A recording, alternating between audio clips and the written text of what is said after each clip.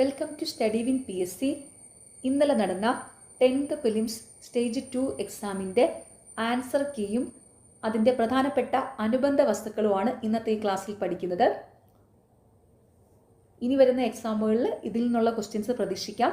അപ്പോൾ എല്ലാവരും നന്നായിട്ട് തന്നെ പഠിക്കുക. ഓക്കെ, ഫസ്റ്റ് ക്വസ്റ്റ്യൻ, ഇന്ത്യയുടെ മിസൈൽ മാൻ എന്നറിയപ്പെടുന്നത് ആരെയാണ്? Option A doctor APJ Abdul Kalam. ഇന്ത്യയുടെ മിസൈൽ മാൻ എന്നറിയപ്പെടുന്നത് ആരെയാണ്? ഡോക്ടർ APJ അബ്ദുൽ കലാമിനെ. ഇന്ത്യയുടെ 11ാമത് രാഷ്ട്രപതിയാണ് APJ അബ്ദുൽ കലാം. ഓർത്തു വയ്ക്കുക, ഇന്ത്യയുടെ 11ാമത് രാഷ്ട്രപതിയാണ് APJ അബ്ദുൽ കലാം. അഗ്നിച്ചിറകുകൾ APJ അബ്ദുൽ കലാമിൻ്റെ പ്രധാനപ്പെട്ട ഒരു കൃതിയാണ്. അഗ്നിച്ചിറകുകൾ ഇതാരുടെ കൃതിയാണ്? APJ അബ്ദുൽ കലാമിൻ്റെ. ഇന്ത്യൻ ബഹിരാകാശ ശാസ്ത്രത്തിൻ്റെ പിതാവെന്നറിയപ്പെടുന്നത് വിക്രം സാരാഭായി ആണ്. ഓർത്തു വയ്ക്കുക, ഇന്ത്യൻ ബഹിരാകാശ ശാസ്ത്രത്തിൻ്റെ പിതാവെന്നറിയപ്പെടുന്നത് വിക്രം സാരാഭായി.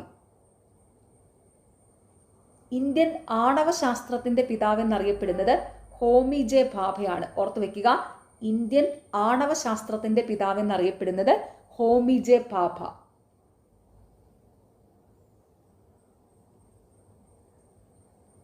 ഡോക്ടർ CV രാമനാണ് രാമൻ ഇഫക്റ്റ് കണ്ടെത്തിയത്. 1930 ഭൗതികശാസ്ത്ര നോബൽ സമ്മാനം ലഭിച്ചു.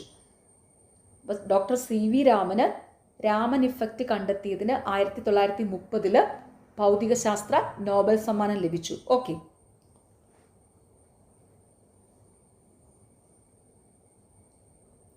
ഇന്ത്യയുടെ ചാന്ദ്രയാൻ 3 പേടകം ചന്ദ്രന്റെ ഏത് ഭാഗത്താണ് സോഫ്റ്റ് ലാൻഡിംഗ് നടത്തിയത്?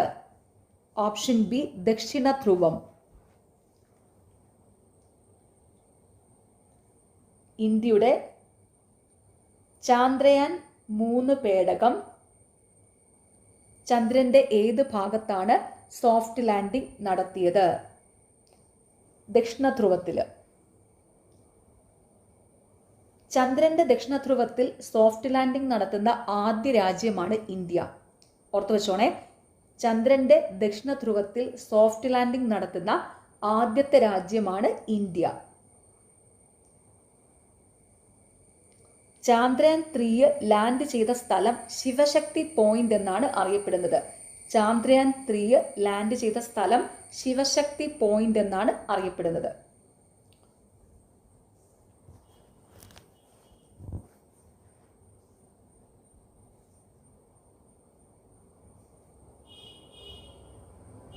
ഇന്ത്യയുടെ ദേശീയ ഗാനമായ ജനഗണമന രചിച്ചത് ആരാണ്?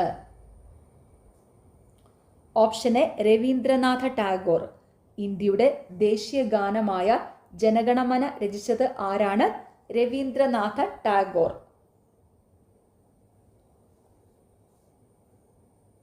ബംഗ്ലാദേശിന്റെ ദേശീയ ഗാനമായ അമർസോന ബംഗ്ലയും രചിച്ചത് രവീന്ദ്രനാഥ ടാഗോർ ആണ്. അതുകൂടി ഒന്ന് ഓർത്തു വെച്ചോണം.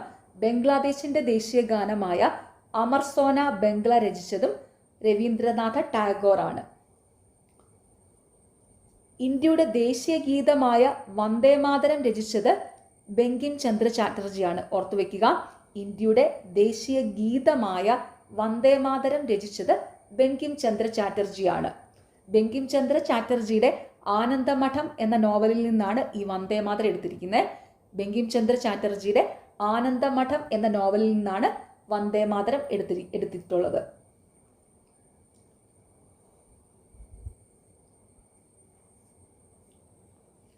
രവീന്ദ്രനാഥ ടാഗോറിന്റെ ഗീതാഞ്ജലി എന്ന കൃതിക്ക് 1913 സാഹിത്യത്തിനുള്ള നോബൽ സമ്മാനവും ലഭിച്ചിട്ടുണ്ട് കേട്ടോ. രവീന്ദ്രനാഥ ടാഗോറിന് 1913 സാഹിത്യത്തിനുള്ള നോബൽ സമ്മാനം ലഭിച്ചിട്ടുണ്ട്. കൃതി ഗീതാഞ്ജലിയാണ്. ഓക്കെ, ഈ പോയിന്റ്സ് എല്ലാം നോട്ട് ചെയ്ത് വെച്ചോണം കേട്ടോ. പ്രസിദ്ധമായ സൂര്യക്ഷേത്രം സ്ഥിതി ചെയ്യുന്നത് എവിടെയാണ്? Option D Konark. പ്രസിദ്ധമായ സൂര്യക്ഷേത്രം സ്ഥിതി ചെയ്യുന്നത് എവിടെയാണ്? കൊണാർക്കില്. കൊണാർക്കിലെ സൂര്യക്ഷേത്രം സ്ഥിതി ചെയ്യുന്ന സംസ്ഥാനം ഒഡീഷയാണ് കേട്ടോ. ഒഡീഷയിലാണ് ഈ കൊണാർക്കിലെ സൂര്യക്ഷേത്രം ഉള്ളത്. ഒഡീഷ സംസ്ഥാനത്തിലാണ്. ഇത് അറിയപ്പെടുന്നത് ബ്ലാക്ക് പഗോഡ എന്നാ. കൊണാർക്കിലെ സൂര്യക്ഷേത്രം അറിയപ്പെടുന്നത് ബ്ലാക്ക് പഗോഡ, കറുത്ത പഗോഡ എന്നാണ് ഇത് അറിയപ്പെടുന്നത് കേട്ടോ. കൊണാർക്കിലെ സൂര്യക്ഷേത്രം അറിയപ്പെടുന്നത് കറുത്ത പഗോഡ, ബ്ലാക്ക് പഗോഡ എന്നാണ്.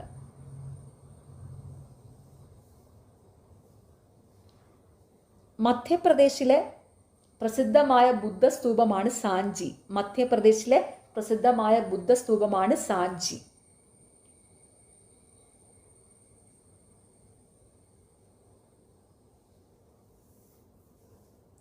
ഇന്ത്യയിലെ ഏറ്റവും വലിയ സാംസ്കാരിക ഉത്സവങ്ങളിൽ ഒന്നായ ഹോൺബില്ല് ഫെസ്റ്റിവൽ ആഘോഷിക്കുന്നത് ഏത് സംസ്ഥാനത്താണ്? Option B Nagaland. ഇന്ത്യയിലെ ഏറ്റവും വലിയ സാംസ്കാരിക ഉത്സവങ്ങളിൽ ഒന്നായ ഹോൺബില്ല് ഫെസ്റ്റിവൽ ആഘോഷിക്കുന്നത് ഏത് സംസ്ഥാനത്താണ്? നാഗാലാൻഡിൽ. ആഘോഷങ്ങളുടെ ആഘോഷം, അതായത് ഫെസ്റ്റിവൽ ഓഫ് ഫെസ്റ്റിവൽസ് എന്നറിയപ്പെടുന്നത് ഹോൺബിൽ ഫെസ്റ്റിവൽ ആണ് കേട്ടോ. ഓർത്ത് വെക്കുക, ആഘോഷങ്ങളുടെ ആഘോഷം എന്നറിയപ്പെടുന്നത് ഹോൺബില്ല് ഫെസ്റ്റിവൽ ആണ്.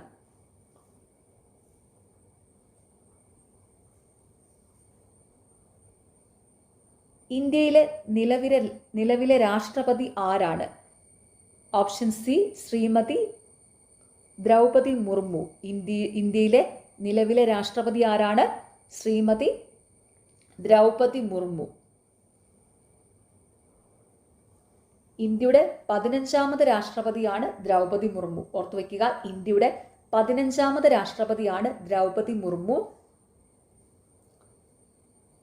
ഇന്ത്യയുടെ രാഷ്ട്രപതിയാകുന്ന രണ്ടാമത്തെ വനിതയാണ് ദ്രൗപദി മുർമു. ഇന്ത്യയുടെ രാഷ്ട്രപതിയാകുന്ന രണ്ടാമത്തെ വനിതയാണ് ദ്രൗപദി മുർമു.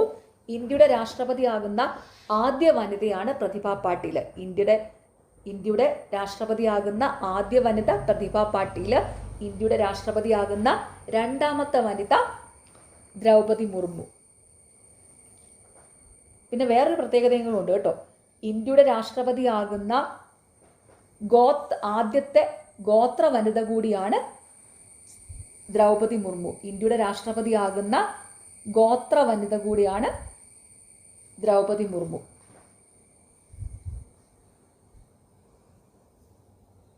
ഇന്ത്യയുടെ രാഷ്ട്രപതിയാകുന്ന ആദ്യ ഗോത്ര വനിത കൂടിയാണ് ദ്രൗപദി മുർമു. അപ്പോൾ ഇന്ത്യയുടെ രാഷ്ട്രപതിയാകുന്ന രണ്ടാമത്തെ വനിതയാണ് ദ്രൗപദി മുർമു. അതുപോലെ ഇന്ത്യയുടെ രാഷ്ട്രപതിയാകുന്ന ആദ്യ ഗോത്ര വനിതയാണ് ദ്രൗപദി മുർമു. ഓക്കെ,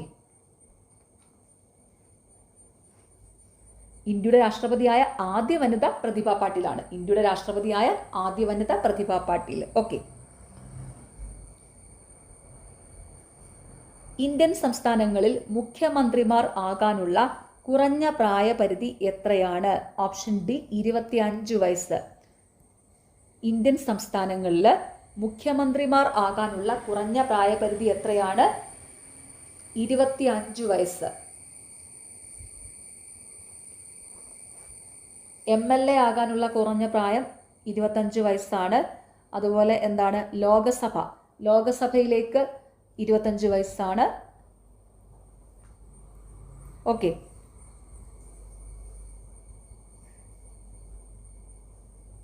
രാജ്യസഭയിലെ അംഗങ്ങളാകാനായിട്ടോ 30 വയസ്സ് വേണം. രാജ്യസഭാ അംഗങ്ങളാവാനായിട്ട് 30 വയസ്സ് വേണം. അതുപോലെ വോട്ടവകാശത്തിനുള്ള കുറഞ്ഞ പ്രായം 18 വയസ്സാണ്. പിന്നെ എന്താണ്, ഇന്ത്യയുടെ രാഷ്ട്രപതി ഉപരാഷ്ട്രപതി എന്നിവരാകാനായിട്ട് 35 വയസ്സ് വേണം കേട്ടോ. ഇന്ത്യയുടെ രാഷ്ട്രപതി ഉപരാഷ്ട്രപതി ഒക്കെ ആകാനായിട്ട് 35 വയസ്സ് വേണം. ഓക്കെ, അപ്പോൾ ഒന്നുകൂടി പറയാം. ഇന്ത്യൻ സംസ്ഥാനങ്ങളിൽ മുഖ്യമന്ത്രിമാർ ആകാനുള്ള കുറഞ്ഞ പ്രായപരിധി എത്രയാണ്? 25 വയസ്സ്. അതുപോലെ എന്താണ്, ഇന്ത്യയിലെ രാഷ്ട്രപതി ഉപരാഷ്ട്രപതി ഇവരൊക്കെ ആകാനുള്ള കുറഞ്ഞ പ്രായപരിധി എത്രയാണ്? 35 വയസ്സ്. മുഖ്യമന്ത്രിക്കാണെങ്കിൽ 25 വയസ്സ് മതി. രാഷ്ട്രപതി ഉപരാഷ്ട്രപതി ഒക്കെ ആകണമെങ്കിൽ 35 വയസ്സാണ്. ഓക്കെ, പിന്നെ എന്താണ്, ലോകസഭ അതായത് MLA മാരൊക്കെ ആകണമെങ്കിൽ 25 വയസ്സ് മതി. രാജ്യസഭാ അംഗങ്ങളാവാൻ 30 വയസ്സ് വേണം. വോട്ടവകാശത്തിനുള്ള കുറഞ്ഞ പ്രായം 18 വയസ്സ്. ഓക്കെ, ഇന്ത്യയുടെ ഇപ്പോഴത്തെ ഉപരാഷ്ട്രപതി ആരാണ്? CP രാധാകൃഷ്ണനാണ് കേട്ടോ. ഇന്ത്യയുടെ നിലവിലെ ഉപരാഷ്ട്രപതി CP രാധാകൃഷ്ണനാണ്. ഇന്ത്യയുടെ നിലവിലെ രാഷ്ട്രപതി ദ്രൗപദി മുർമു ആണ്. ഇന്ത്യയുടെ നിലവിലെ ഉപരാഷ്ട്രപതി CP രാധാകൃഷ്ണനാണ്.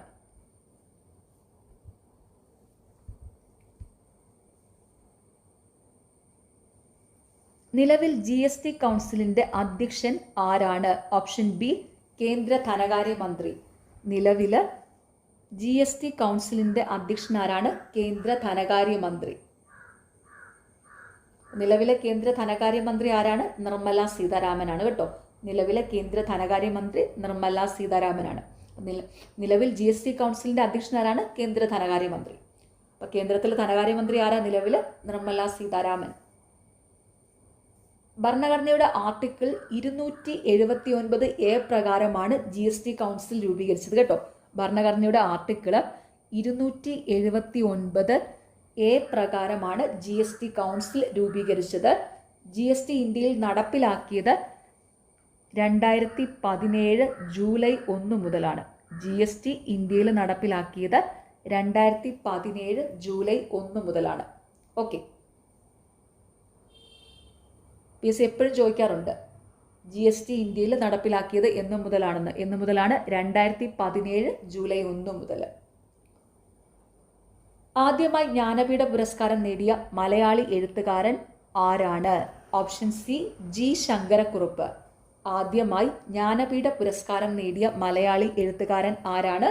G ശങ്കരക്കുറുപ്പ്. 1965 G ശങ്കരക്കുറുപ്പിന്റെ ഓടക്കുഴൽ എന്ന കവിതാ സമാഹാരത്തിനാണ് ആദ്യ ജ്ഞാനപീഠ പുരസ്കാരം ലഭിച്ചത് കേട്ടോ. 1965 G ശങ്കരക്കുറുപ്പിന്റെ ഓടക്കുഴൽ എന്ന കവിതാ സമാഹാരത്തിനാണ് ആദ്യ ജ്ഞാനപീഠ പുരസ്കാരം ലഭിച്ചത്. ഓടക്കുഴൽ എന്ന കൃതിക്ക്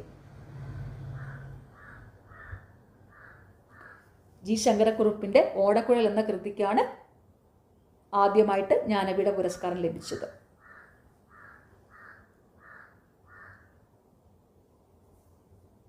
ജ്ഞാനപീഠം ലഭിച്ച മലയാളികളുടെ ഒരു കോഡ് ഉണ്ട്, അത് നമ്മുടെ ചാനലിലുണ്ട്, ഷോർട്സിൽ നോക്കിയാൽ മതി. അതെല്ലാവരും ഒന്ന് പഠിക്കണം കേട്ടോ, ജ്ഞാനപീഠം ലഭിച്ച മലയാളികൾ ആരൊക്കെയാണെന്ന്. ഓക്കെ, ഷോർട്സിലെടുത്ത് കോഡ് നോക്കിയാൽ മതി. ക്രിക്കറ്റിൽ 100 അന്താരാഷ്ട്ര സെഞ്ചുറികൾ തികച്ച താരം ആരാണ്? Option D Sachin Tendulkar. ക്രിക്കറ്റിൽ 100 അന്താരാഷ്ട്ര സെഞ്ചുറികൾ തികച്ച താരം ആരാണ്? സച്ചിൻ ടെണ്ടുൽക്കർ. മാസ്റ്റർ ബ്ലാസ്റ്റർ എന്നറിയപ്പെടുന്നത് സച്ചിൻ ടെണ്ടുൽക്കർ ആണ് കേട്ടോ. മാസ്റ്റർ ബ്ലാസ്റ്റർ എന്നറിയപ്പെടുന്നത് സച്ചിൻ ടെണ്ടുൽക്കർ ആണ്. ഭാരതരത്നം ലഭിച്ച ആദ്യ കായിക താരവും സച്ചിൻ ടെണ്ടുൽക്കർ ആണ്. ഭാരതരത്നം ലഭിച്ച ആദ്യ കായിക താരം സച്ചിൻ ടെണ്ടുൽക്കർ ആണ്. അപ്പോൾ ആ പോയിന്റ്സും കൂടി ഓർത്ത് വയ്ക്കുക. എന്താണ്? മാസ്റ്റർ ബ്ലാസ്റ്റർ എന്നറിയപ്പെടുന്നു. ഭാരതരത്നം ലഭിച്ച ആദ്യ കായിക താരം ആരാണ്? സച്ചിൻ ടെണ്ടുൽക്കർ.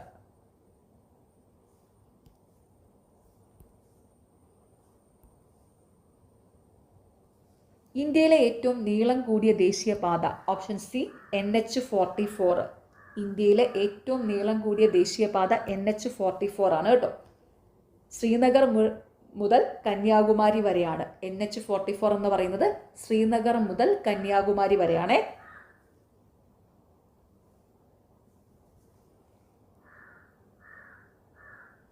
കേരളത്തിൽ വിവിധ മേഖലകളിൽ നിക്ഷേപം ആകർഷിക്കുക എന്ന ഉദ്ദേശത്തോടെ 2025 ഫെബ്രുവരിയിൽ കൊച്ചിയിൽ നടന്ന ഉച്ചകോടി ഏത്? Option C invest Kerala global summit. കേരളത്തിൽ വിവിധ മേഖലകളിൽ നിക്ഷേപം ആകർഷിക്കുക എന്ന ഉദ്ദേശത്തോടെ 2025 ഫെബ്രുവരിയിൽ കൊച്ചിയിൽ നടന്ന ഉച്ചകോടി ഏത്? Invest Kerala global summit. Nepal, Bhutan, China എന്നീ അയൽരാജ്യങ്ങളുമായി അതിർത്തി പങ്കിടുന്ന ഇന്ത്യൻ സംസ്ഥാനമേത്? Option B Sikkim. Nepal, Bhutan, China എന്നീ അയൽരാജ്യങ്ങളുമായി അതിർത്തി പങ്കിടുന്ന ഇന്ത്യൻ സംസ്ഥാനം ഏതാണ്? സിക്കിമാണ്.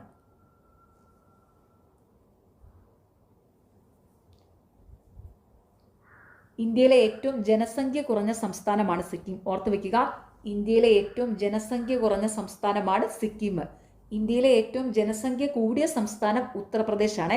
അതുകൂടി ഓർത്തു വെച്ചോണം. ഇന്ത്യയിലെ ഏറ്റവും ജനസംഖ്യ കൂടിയ സംസ്ഥാനം ഉത്തർപ്രദേശ്. അപ്പോൾ ഇന്ത്യയിലെ ഏറ്റവും ജനസംഖ്യ കൂടിയ സംസ്ഥാനം ഉത്തർപ്രദേശ്, ഇന്ത്യയിലെ ഏറ്റവും ജനസംഖ്യ കുറഞ്ഞ സംസ്ഥാനം സിക്കിം. വില്ലുവണ്ടി സമരത്തിന് നേതൃത്വം നൽകിയ സാമൂഹിക പരിഷ്കർത്താവ് ആര്? Option A Ayyankali. വില്ലുവണ്ടി സമരത്തിന് നേതൃത്വം നൽകിയ സാമൂഹിക പരിഷ്കർത്താവ് ആരാണ്? അയ്യങ്കാളി. അയ്യങ്കാളി വില്ലുവണ്ടി സമരം നടത്തിയത് 1893 കേട്ടോ. ഓർത്ത് വെക്കുക, അയ്യങ്കാളി വില്ലുവണ്ടി സമരം നടത്തിയത് 1893. പൊതുവഴിയിലൂടെ സഞ്ചരിക്കാനുള്ള സ്വാതന്ത്ര്യത്തിനായിട്ടാണ് വില്ലുവണ്ടി സമരം നടത്തിയത്. പൊതുവഴിയിലൂടെ സഞ്ചരിക്കാനുള്ള സ്വാതന്ത്ര്യത്തിന് വേണ്ടിയിട്ട് 1893 വില്ലുവണ്ടി സമരം നടത്തിയത് അയ്യങ്കാളിയാണ്. മഹാത്മാഗാന്ധി അയ്യങ്കാളിനെ പുലയരാജ എന്ന് വിളിച്ചിട്ടുണ്ട് കേട്ടോ. മഹാത്മാഗാന്ധി അയ്യങ്കാളിനെ പുലയരാജ എന്ന് വിശേഷിപ്പിച്ചു. അയ്യങ്കാളിയെ പുലയരാജ എന്ന് വിശേഷിപ്പിച്ചത് ആരാണ്? മഹാത്മാഗാന്ധി. ഇന്ത്യയുമായി ഏറ്റവും കുറവ് അതിർത്തി പങ്കിടുന്ന അയൽരാജ്യം ഏത്? Option C Afghanistan. ഇന്ത്യയുമായി ഏറ്റവും കുറവ് അതിർത്തി പങ്കിടുന്ന അയൽരാജ്യം ഏതാണ്? അഫ്ഗാനിസ്ഥാൻ. ഇന്ത്യയുമായി ഏറ്റവും കൂടുതൽ അതിർത്തി പങ്കിടുന്ന അയൽരാജ്യം ബംഗ്ലാദേശ് ആണ്. അതും കൂടി ഒന്ന് ഓർത്ത് വെക്കുക. ഇന്ത്യയുമായിട്ട് ഏറ്റവും കൂടുതൽ അതിർത്തി പങ്കിടുന്ന അയൽരാജ്യം ബംഗ്ലാദേശ്. ഇന്ത്യയുമായി ഏറ്റവും കൂടുതൽ അതിർത്തി പങ്കിടുന്ന അയൽരാജ്യം ബംഗ്ലാദേശ്. കുറവ് അഫ്ഗാനിസ്ഥാൻ. കേരള തീരത്ത് പ്രധാനമായും ചവറയിൽ കാണപ്പെടുന്ന ആറ്റോമിക ധാതു ഏതാണ്? Option D thorium. കേരള തീരപ്രദേശത്ത് പ്രധാനമായും ചവറയിൽ കാണപ്പെടുന്ന ആറ്റോമിക ധാതു ഏതാണ്? തോറിയം.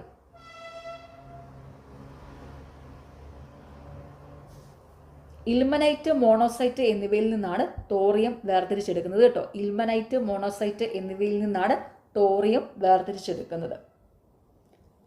ചവറയിലെ ഇന്ത്യൻ റെയർ എർത്ത് ഇതിന് പ്രസിദ്ധമാണ് കേട്ടോ. ചവറയിലെ ഇന്ത്യൻ റെയർ എർത്ത് എന്ന് പറയുന്ന ഇന്ത്യൻ റെയർ എർത്ത് ഇതിന് പ്രസിദ്ധമാണ്. അപ്പോൾ തോറിയം വേർതിരിച്ചെടുക്കുന്ന എന്തിനാണ്? ഇൽമനൈറ്റിൽ നിന്നും മോണോസൈറ്റിൽ നിന്നും കേട്ടോ. ഓക്കെ. ബംഗാൾ ഉൾക്കടലിനോട് ചേർന്നുള്ള ഇന്ത്യയുടെ തീരപ്രദേശം ഏതു പേരിൽ അറിയപ്പെടുന്നു? ഓപ്ഷൻ സി കോറമാൻഡൽ തീരം. ബംഗാൾ ഉൾക്കടലിനോട് ചേർന്നുള്ള ഇന്ത്യയുടെ തീരപ്രദേശം ഏതു പേരിൽ അറിയപ്പെടുന്നു? കോറമാൻഡൽ തീരം. തമിഴ്നാട്, ആന്ധ്രാപ്രദേശ് മേഖലകളിലെ കിഴക്കൻ തീരം കോറമാൻഡൽ തീരം എന്നറിയപ്പെടുന്നു. തമിഴ്നാട്, ആന്ധ്രാപ്രദേശ് മേഖലകളിലെ കിഴക്കൻ തീരം കോറമാൻഡൽ തീരം എന്നറിയപ്പെടുന്നു. മലബാർ തീരം, അത് കേരള തീരമാണ്. മലബാർ തീരം എന്നറിയപ്പെടുന്നത് കേരള തീരമാണ്. കൊങ്കൺ തീരം എന്നറിയപ്പെടുന്നത് എന്താണ്? മഹാരാഷ്ട്ര, ഗോവ തീരങ്ങളാണ് കൊങ്കൺ തീരം എന്നറിയപ്പെടുന്നത്. വിന്ധ്യ സാത്പുര മലനിരകൾക്കിടയിലൂടെ ഒഴുകുന്ന നദി ഏത്? Option B Narmada. വിന്ധ്യ സാത്പുര മലനിരകൾക്കിടയിലൂടെ ഒഴുകുന്ന നദി ഏതാണ്? നർമ്മദ. പടിഞ്ഞാറോട്ടൊഴുകുന്ന ഏറ്റവും വലിയ ഇന്ത്യൻ നദിയാണ് നർമ്മദ കേട്ടോ. പടിഞ്ഞാറോട്ടൊഴുകുന്ന ഏറ്റവും വലിയ ഇന്ത്യൻ നദിയാണ് നർമ്മദ. ഭ്രംശ താഴ്വരയിലൂടെ ഒഴുകുന്ന നദിയാണ് നർമ്മദ. പടിഞ്ഞാറോട്ടൊഴുകുന്ന ഏറ്റവും വലിയ ഇന്ത്യൻ നദി ഏതാണ്? നർമ്മദ. അതുപോലെ ഭ്രംശ താഴ്വരയിലൂടെ ഒഴുകുന്ന നദിയാണ് നർമ്മദ.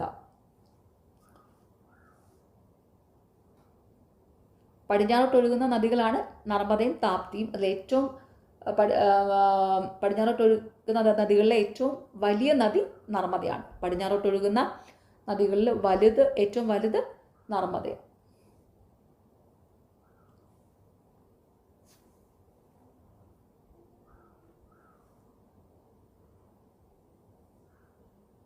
ഉത്തരായന രേഖ കടന്നു പോകുന്ന ഇന്ത്യൻ സംസ്ഥാനം ഏത്? Option B Gujarat. ഉത്തരായന രേഖ കടന്നു പോകുന്ന ഇന്ത്യൻ സംസ്ഥാനം ഏതാണ്? ഗുജറാത്ത്. ഉത്തരായന രേഖ അതായത് 23.5 ഡിഗ്രി നോർത്ത് എന്ന് പറയുന്നത് 8 ഇന്ത്യൻ സംസ്ഥാനങ്ങളിലൂടെ കടന്നു പോകുന്നുണ്ട്. ഗുജറാത്ത്, രാജസ്ഥാൻ, മധ്യപ്രദേശ്, ഛത്തീസ്ഗഡ്, ജാർഖണ്ഡ്, പശ്ചിമ ബംഗാൾ, ത്രിപുര, മിസോറാം. ഓർത്തു വെക്കുക, ഉത്തരായന രേഖ കടന്നു പോകുന്ന ഇന്ത്യൻ സംസ്ഥാനങ്ങളുടെ എണ്ണം എത്രയാണ്? 8. ഏതൊക്കെയാണ്? ഗുജറാത്ത്, രാജസ്ഥാന്, മധ്യപ്രദേശ്, ഛത്തീസ്ഗഡ്, ജാർഖണ്ഡ്, പശ്ചിമ ബംഗാൾ, ത്രിപുര, മിസോറാം. അപ്പോൾ ഈ 8 സംസ്ഥാനങ്ങളുടെ ഉത്തരായന രേഖ കടന്നു പോകുന്ന 8 സംസ്ഥാനങ്ങളുടെ കോഡ് നമ്മുടെ ഷോർട്സിലുണ്ട്. അപ്പോൾ നിങ്ങൾ ആ കോഡ് പഠിച്ചു വെക്കുക കേട്ടോ, അതായിരിക്കും എളുപ്പം. ഓക്കെ. കേരളത്തിലെ രണ്ടാമത്തെ ഏറ്റവും ഉയരം കൂടിയ കൊടുമുടിയായ അഗസ്ത്യാർകൂടം ഏത് വന്യജീവി സങ്കേതത്തിൽ സ്ഥിതി ചെയ്യുന്നു? ഓപ്ഷൻ സി നെയ്യാർ വന്യജീവി സങ്കേതം കേരളത്തിലെ രണ്ടാമത്തെ ഏറ്റവും ഉയരം കൂടിയ കൊടുമുടിയായ അഗസ്ത്യാർകൂടം ഏത് വന്യജീവി സങ്കേതത്തിൽ സ്ഥിതി ചെയ്യുന്നു? നെയ്യാർ വന്യജീവി സങ്കേതം. നെയ്യാർ വന്യജീവി സങ്കേതം സ്ഥിതി ചെയ്യുന്നത് തിരുവനന്തപുരം ജില്ലയിലാണ്. ഓർത്തു വെക്കുക, നെയ്യാർ വന്യജീവി സങ്കേതം സ്ഥിതി ചെയ്യുന്നത് തിരുവനന്തപുരം ജില്ലയിലാണ്. അപ്പം കേരളത്തിലെ രണ്ടാമത്തെ ഏറ്റവും ഉയരം കൂടിയ കൊടുമുടി ഏതാണ്? അഗസ്ത്യാർകൂടം. കേരളത്തിലെ രണ്ടാമത്തെ ഏറ്റവും ഉയരം കൂടിയ കൊടുമുടി അഗസ്ത്യാർകൂടം. അഗസ്ത്യാർകൂടം സ്ഥിതി ചെയ്യുന്നത് തിരുവനന്തപുരം ജില്ലയിലെ നെയ്യാർ വന്യജീവി സങ്കേതത്തിൽ. കേരളത്തിലെ ഏറ്റവും ഉയരം കൂടിയ കൊടുമുടി ആനമുടിയാണ്. ആനമുടി സ്ഥിതി ചെയ്യുന്നത് ഇടുക്കി ജില്ലയിലെ ഇരവികുളം നാഷണൽ പാർക്കിലാണ്. ഓർത്തു വെക്കുക, കേരളത്തിലെ ഏറ്റവും ഉയരം കൂടിയ കൊടുമുടി ഏതാണ്? ആനമുടി. ആനമുടി സ്ഥിതി ചെയ്യുന്നത് ഇടുക്കി ജില്ലയിലാണ്. ഇടുക്കി ജില്ലയിലെ ഇരവികുളം നാഷണൽ പാർക്കിലാണ് കേട്ടോ. അത് പ്രത്യേകം ഓർത്തു വെച്ചോണം. ആനമുടി സ്ഥിതി ചെയ്യുന്നത് ഇരവികുളം ദേശീയ ഉദ്യാനത്തിലാണ്. ഇടുക്കി ജില്ലയിലാണ് ഇരവികുളം ദേശീയ ഉദ്യാനം ഉള്ളത്. ഓക്കെ, അപ്പോൾ ഇവിടെ എന്താണ്? കേരളത്തിലെ ഏറ്റവും ഉയരം കൂടിയ കൊടുമുടിയായ ആനമുടി ഇരവികുളം നാഷണൽ പാർക്കിലാണ്, ഇടുക്കി ജില്ലയിലാണ് സ്ഥിതി ചെയ്യുന്നത്. കേരളത്തിലെ രണ്ടാമത്തെ ഏറ്റവും ഉയരം കൂടിയ കൊടുമുടിയായ അഗസ്ത്യാർകൂടം നെയ്യാർ വന്യജീവി സങ്കേതത്തിലാണ്, തിരുവനന്തപുരം ജില്ലയിലാണ് സ്ഥിതി ചെയ്യുന്നത്. ഓക്കെ, ബ്രിട്ടീഷുകാർ നടപ്പിലാക്കിയ പ്രത്യേക നിയോജക മണ്ഡലം എന്ന ആശയത്തെക്കുറിച്ചുള്ള ശരിയായ പ്രസ്താവനകൾ ഏത്? ഓപ്ഷൻ സി 1ഉം 3ഉം. അപ്പോൾ ബ്രിട്ടീഷുകാർ നടപ്പിലാക്കിയ പ്രത്യേക നിയോജക മണ്ഡലം എന്ന ആശയത്തെക്കുറിച്ചുള്ള ശരിയായ പ്രസ്താവനകൾ: ഭിന്നിപ്പിച്ച് ഭരിക്കുക എന്ന ബ്രിട്ടീഷ് ശ്രമത്തിന്റെ ഭാഗമായാണ് പ്രത്യേക നിയോജക മണ്ഡലം എന്ന ആശയം നടപ്പിലാക്കിയത്. ഇന്ത്യൻ കൗൺസിൽ ആക്ട് 1909 പ്രധാന വ്യവസ്ഥയായിരുന്നു മുസ്ലിങ്ങൾക്ക് പ്രത്യേക നിയോജക മണ്ഡലം എന്ന വ്യവസ്ഥ. ബ്രിട്ടീഷുകാർ നടപ്പിലാക്കിയ പ്രത്യേക നിയോജക മണ്ഡലം എന്ന ആശയത്തെക്കുറിച്ചുള്ള ശരിയായ പ്രസ്താവനകൾ: ഭിന്നിപ്പിച്ച് ഭരിക്കുക എന്ന ബ്രിട്ടീഷ് ശ്രമത്തിന്റെ ഭാഗമായാണ് പ്രത്യേക നിയോജക മണ്ഡലം എന്ന ആശയം നടപ്പിലാക്കിയത്. ഇന്ത്യൻ കൗൺസിൽ ആക്ട് 1909 പ്രധാന വ്യവസ്ഥയായിരുന്നു മുസ്ലിങ്ങൾക്ക് പ്രത്യേക നിയോജക മണ്ഡലം എന്ന വ്യവസ്ഥ. 1909 മുസ്ലിങ്ങൾക്ക് പ്രത്യേക നിയോജക മണ്ഡലം എന്ന വ്യവസ്ഥ എന്തായിരുന്നു? മിന്റോ മോർലി പരിഷ്കാരങ്ങളായിരുന്നേ. മിന്റോ മോർലി പരിഷ്കാരങ്ങൾ 1909 മിന്റോ മോർലി പരിഷ്കാരം വഴിയാണ് മുസ്ലിങ്ങൾക്ക് പ്രത്യേക നിയോജക മണ്ഡലം അനുവദിച്ചത്. അത് പ്രത്യേകം ഓർത്തു വെച്ചോണം. മിന്റോ മോർലി പരിഷ്കാരം എന്നായിരുന്നു എന്നൊക്കെ PSC എപ്പോഴും ചോദിക്കാറുണ്ട്. എന്നായിരുന്നു? 1909 മിന്റോ മോർലി പരിഷ്കാരങ്ങൾ നടന്നത്. എന്താണ്? 1909 മിന്റോ മോർലി പരിഷ്കാരം വഴിയാണ് മുസ്ലിങ്ങൾക്ക് പ്രത്യേക നിയോജക മണ്ഡലം അനുവദിച്ചത് കേട്ടോ. 1909 മിന്റോ മോർലി പരിഷ്കാരം വഴിയാണ് മുസ്ലിങ്ങൾക്ക് പ്രത്യേക നിയോജക മണ്ഡലം അനുവദിച്ചത്. ഈ പ്രത്യേക നിയോജക മണ്ഡലം എന്ന ആശയത്തെ എതിർത്തിരുന്നത് ഗാന്ധിജിയായിരുന്നു കേട്ടോ. BR അംബേദ്കർ ഇതിനെ അനുകൂലിക്കുക ചെയ്തത്. അപ്പോൾ ഈ സെക്കൻഡ് പോയിന്റ് തെറ്റാണ്. കാരണം എന്താ? പ്രത്യേക നിയോജക മണ്ഡലം എന്ന ആശയത്തെ അനുകൂലിക്കുകയാണ് ചെയ്തത് അംബേദ്കർ അനുകൂലിക്കുകയാണ് ചെയ്തത്. ഗാന്ധിജിയാണ് ഈ പ്രത്യേക നിയോജക മണ്ഡലം എന്ന ആശയത്തെ എതിർത്തത്. ഓക്കെ, ആ പോയിന്റ് ഒന്ന് നോട്ട് ചെയ്ത് വെച്ചോണം കേട്ടോ. പ്രത്യേക നിയോജക മണ്ഡലം എന്ന ആശയത്തെ എതിർത്തത് ഗാന്ധിജിയും അനുകൂലിച്ചത് BR അംബേദ്കറുമാണ്. ഓക്കെ, സിവിൽ നിയമലംഘന പ്രസ്ഥാനം തുടക്കം കുറിച്ചത് ഏത് സമരത്തോടുകൂടിയാണ്? Option B Dandi march. Civil നിയമലംഘന പ്രസ്ഥാനം തുടക്കം കുറിച്ചത് ഏത് സമരത്തോടുകൂടിയാണ്? ദണ്ഡി മാർച്ച്.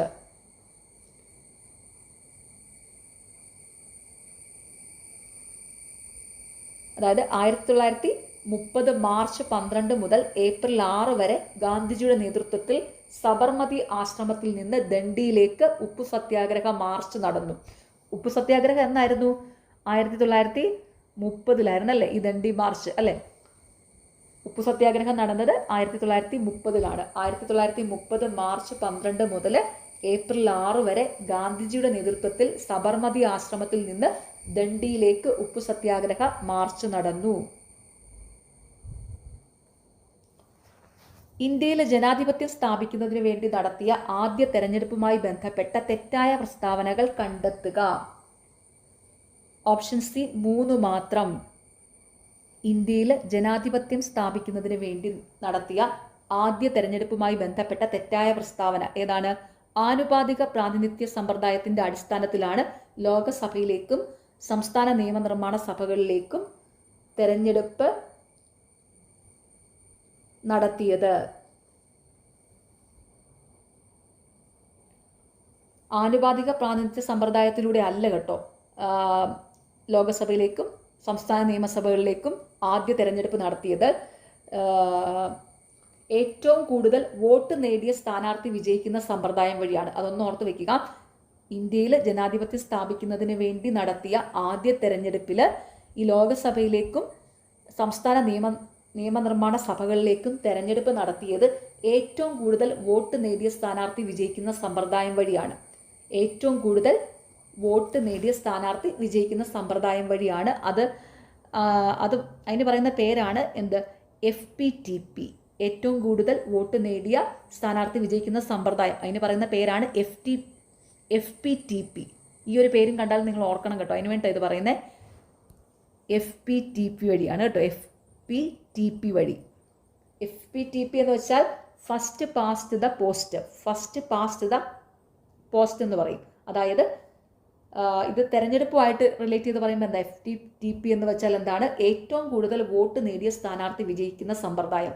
ഏറ്റവും കൂടുതൽ വോട്ട് നേടിയ സ്ഥാനാർത്ഥി വിജയിക്കുന്ന സമ്പ്രദായം. ഈ ഒരു സമ്പ്രദായത്തിലൂടെയാണ് ഇന്ത്യയിൽ ജനാധിപത്യം സ്ഥാപിക്കുന്നതിന് വേണ്ടി നടത്തിയ ആദ്യ തെരഞ്ഞെടുപ്പിൽ ഈ ലോകസഭയിലേക്കും സംസ്ഥാന നിയമനിർമ്മാണ സഭകളിലേക്കും തെരഞ്ഞെടുപ്പ് നടത്തിയത്. അല്ലാതെ ആനുപാതിക പ്രാതിനിധ്യ സമ്പ്രദായം വഴിയല്ല. ഓക്കെ, അപ്പോൾ ഇവിടുത്തെ തെറ്റായ പ്രസ്താവന ഏതാ? ഈ മൂന്നാമത്തെ സ്റ്റേറ്റ്മെന്റ് ആണ്. ആനുപാതിക പ്രാതിനിധ്യ സമ്പ്രദായത്തിന്റെ അടിസ്ഥാനത്തിലാണ് ലോകസഭയിലേക്കും സംസ്ഥാന നിയമനിർമ്മാണ സഭകളിലേക്കും തെരഞ്ഞെടുപ്പ് നടത്തിയത്. ഓക്കെ, ഇനി നോക്കിക്കേ. ഇന്ത്യയിലെ ജനാധിപത്യം സ്ഥാപിക്കുന്നതിന് വേണ്ടി നടത്തിയ ആദ്യ തെരഞ്ഞെടുപ്പുമായി ബന്ധപ്പെട്ട ശരിയായ പ്രസ്താവനകളാണ് എന്താണ്? സുകുമാർ സെൻ ആയിരുന്നു ആദ്യ തെരഞ്ഞെടുപ്പ് കമ്മീഷണർ. 17 കോടി വോട്ടർമാരായിരുന്നു ഉണ്ടായിരുന്നത്.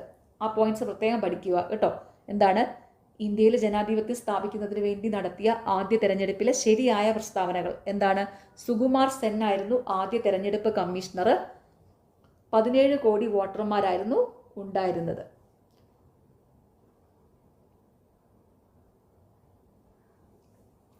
ഇപ്പോൾ നിലവിലെ ഇന്ത്യയുടെ മുഖ്യ തെരഞ്ഞെടുപ്പ് കമ്മീഷണർ ആരാണ്? ഗ്യാനേഷ് കുമാർ ആണ്. ഇപ്പോൾ ഇന്ത്യയിലെ മുഖ്യ തെരഞ്ഞെടുപ്പ് കമ്മീഷണർ ഗ്യാനേഷ് കുമാർ ആണ്. ആദ്യത്തെ കമ്മീഷണർ സുകുമാർ സെൻ ആയിരുന്നു. ഇന്ത്യയിലെ ആദ്യത്തെ തെരഞ്ഞെടുപ്പ് കമ്മീഷണർ സുകുമാർ സെൻ ആയിരുന്നു. നിലവിലെ തെരഞ്ഞെടുപ്പ് കമ്മീഷണർ ഇന്ത്യയിലേത് ഗ്യാനേഷ് കുമാർ ആണ്. ഇന്ത്യയിലെ സാമൂഹിക പരിഷ്കാര പ്രസ്ഥാനങ്ങളും സ്ഥാപകരും ചേരുംപടി ചേർക്കുക. ഓപ്ഷൻ ബി ആണ് correct. Theosophical society colonel Olcott, സ്വാഭിമാന പ്രസ്ഥാനം EV രാമസ്വാമി നായ്ക്കർ, ഹിതകാരിണി സമാജം വീരേശലിംഗം പന്തലു, പ്രാർത്ഥനാ സമാജം ആത്മാറാം പണ്ടൂരംഗ്. ഇപ്പൊ ഇന്ത്യയിലെ സാമൂഹ്യ പരിഷ്കരണ പ്രസ്ഥാനങ്ങളും സ്ഥാപകരും ചേരുംപടി ചേർക്കുക. തിയോസഫിക്കൽ സൊസൈറ്റി കേണൽ ഓൾക്കോട്ടും മാഡം ബ്ലാവ്സ്കിയും ചേർന്നാണ് സ്ഥാപിച്ചത് കേട്ടോ. കേണൽ ഓൾക്കോട്ടും മാഡം ബ്ലാവ്സ്കിയും. ഓക്കെ. സ്വാഭിമാന പ്രസ്ഥാനം ആരംഭിച്ചത് EV രാമസ്വാമി നായ്ക്കർ ആണ്. പെരിയോർ എന്നറിയപ്പെടുന്നത് EV രാമസ്വാമി നായ്ക്കറാണ് കേട്ടോ. പെരിയോർ എന്നറിയപ്പെടുന്നത് EV രാമസ്വാമി നായ്ക്കറാണ്. ഈ EV രാമസ്വാമി നായ്ക്കറാണ് സ്വാഭിമാന പ്രസ്ഥാനം സ്ഥാപിച്ചത്. ഓക്കെ. ഹിതകാരിണി സമാജം സ്ഥാപിച്ചത് വീരേശലിംഗം പന്തലു ആണ്. ഹിതകാരിണി സമാജം സ്ഥാപിച്ചത് വീരേശലിംഗം പന്തലു. പ്രാർത്ഥനാ സമാജം സ്ഥാപിച്ചത് ആത്മാറാം പണ്ടൂരംഗ്. പ്രാർത്ഥനാ സമാജം സ്ഥാപിച്ചത് ആത്മാറാം പണ്ടൂരംഗ്. 1917 ഗാന്ധിജി ആരെ പിന്തുണയ്ക്കുന്നതിന് വേണ്ടിയാണ് ഗുജറാത്തിൽ ഖേദ സത്യാഗ്രഹം സംഘടിപ്പിച്ചത്? ഓപ്ഷൻ സി കർഷകരെ. ചോദ്യത്തിലൊരു ചെറിയ മിസ്റ്റേക്ക് ഉണ്ട്. 1918 ഖേദ സത്യാഗ്രഹം നടന്നത് കേട്ടോ. 1918 ഖേദ സത്യാഗ്രഹം നടന്നത്. പക്ഷെ ഇവിടെ ചോദ്യത്തിൽ 17 കൊടുത്തിരിക്കുന്നത്. സാരമില്ല, ഈ ക്വസ്റ്റ്യൻ ചേഞ്ച് ആവുമെന്നൊന്നും തോന്നുന്നില്ല കേട്ടോ. ഫൈനൽ ആൻസർ കീയിൽ ക്വസ്റ്റ്യൻ്റെ ഒരു ചെറിയ മിസ്റ്റേക്ക് അല്ല. നമുക്ക് കാര്യം മനസ്സിലായല്ലോ. എന്താണ് ഇവിടെ ഒരു 1917 ഗാന്ധിജി ആരെ പിന്തുണയ്ക്കുന്നതിന് വേണ്ടിയാണ് ഗുജറാത്തിൽ ഖേദ സത്യാഗ്രഹം സംഘടിപ്പിച്ചത്? കർഷകരെ. ഖേദ സത്യാഗ്രഹം ഗാന്ധിജി സംഘടിപ്പിച്ചത് കർഷകരെ പിന്തുണയ്ക്കുന്നതിന് വേണ്ടിയിട്ടാണ് കേട്ടോ. ഖേദ സത്യാഗ്രഹം നടന്ന വർഷം 1918 അതൊന്ന് ഓർത്ത് വെച്ചോണ്ട്. ഇവിടെ ക്വസ്റ്റ്യനിൽ മിസ്റ്റേക്ക് ഉണ്ട്. 1917 എന്നാണ് കൊടുത്തിരിക്കുന്നത്. 17 അല്ല, 1918 ഖേദ സത്യാഗ്രഹം നടന്നത്. Okay.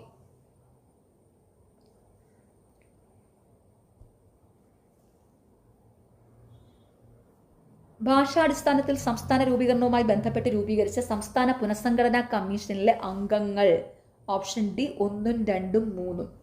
Fasal Ali, Sardar KM Panikkar, HN Kunzru.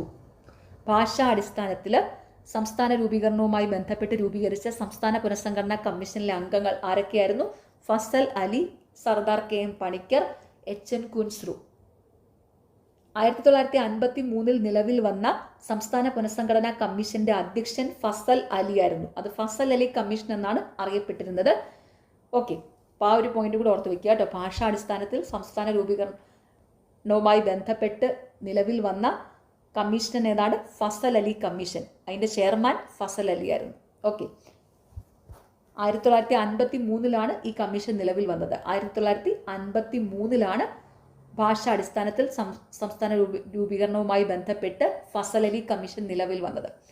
Okay, അപ്പോൾ അതിലെ അംഗങ്ങൾ ആരൊക്കെയായിരുന്നു? Fazal Ali, Sardar KM Panikkar, HN Kunzru. Chairman Fazal Ali ആയിരുന്നു. അപ്പോൾ ഈ കമ്മീഷൻ ഫസൽ അലി കമ്മീഷൻ എന്നാണ് അറിയപ്പെട്ടിരുന്നത്. പഞ്ചവത്സര പദ്ധതിയുമായി ബന്ധപ്പെട്ട തെറ്റായ പ്രസ്താവന കണ്ടെത്തുക. ഓപ്ഷൻ ഡി, സ്വാതന്ത്ര്യത്തിന് ശേഷം ഇന്ത്യ മുതലാളിത്ത സമ്പദ് വ്യവസ്ഥയാണ് സ്വീകരിച്ചത്.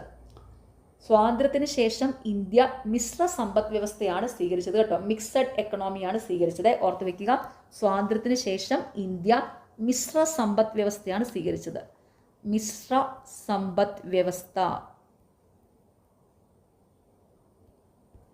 മുതലാളിത്ത സമ്പദ് വ്യവസ്ഥയല്ല, മിശ്ര സമ്പദ് വ്യവസ്ഥയാണ് സ്വാതന്ത്ര്യത്തിന് ശേഷം ഇന്ത്യ സ്വീകരിച്ചത്.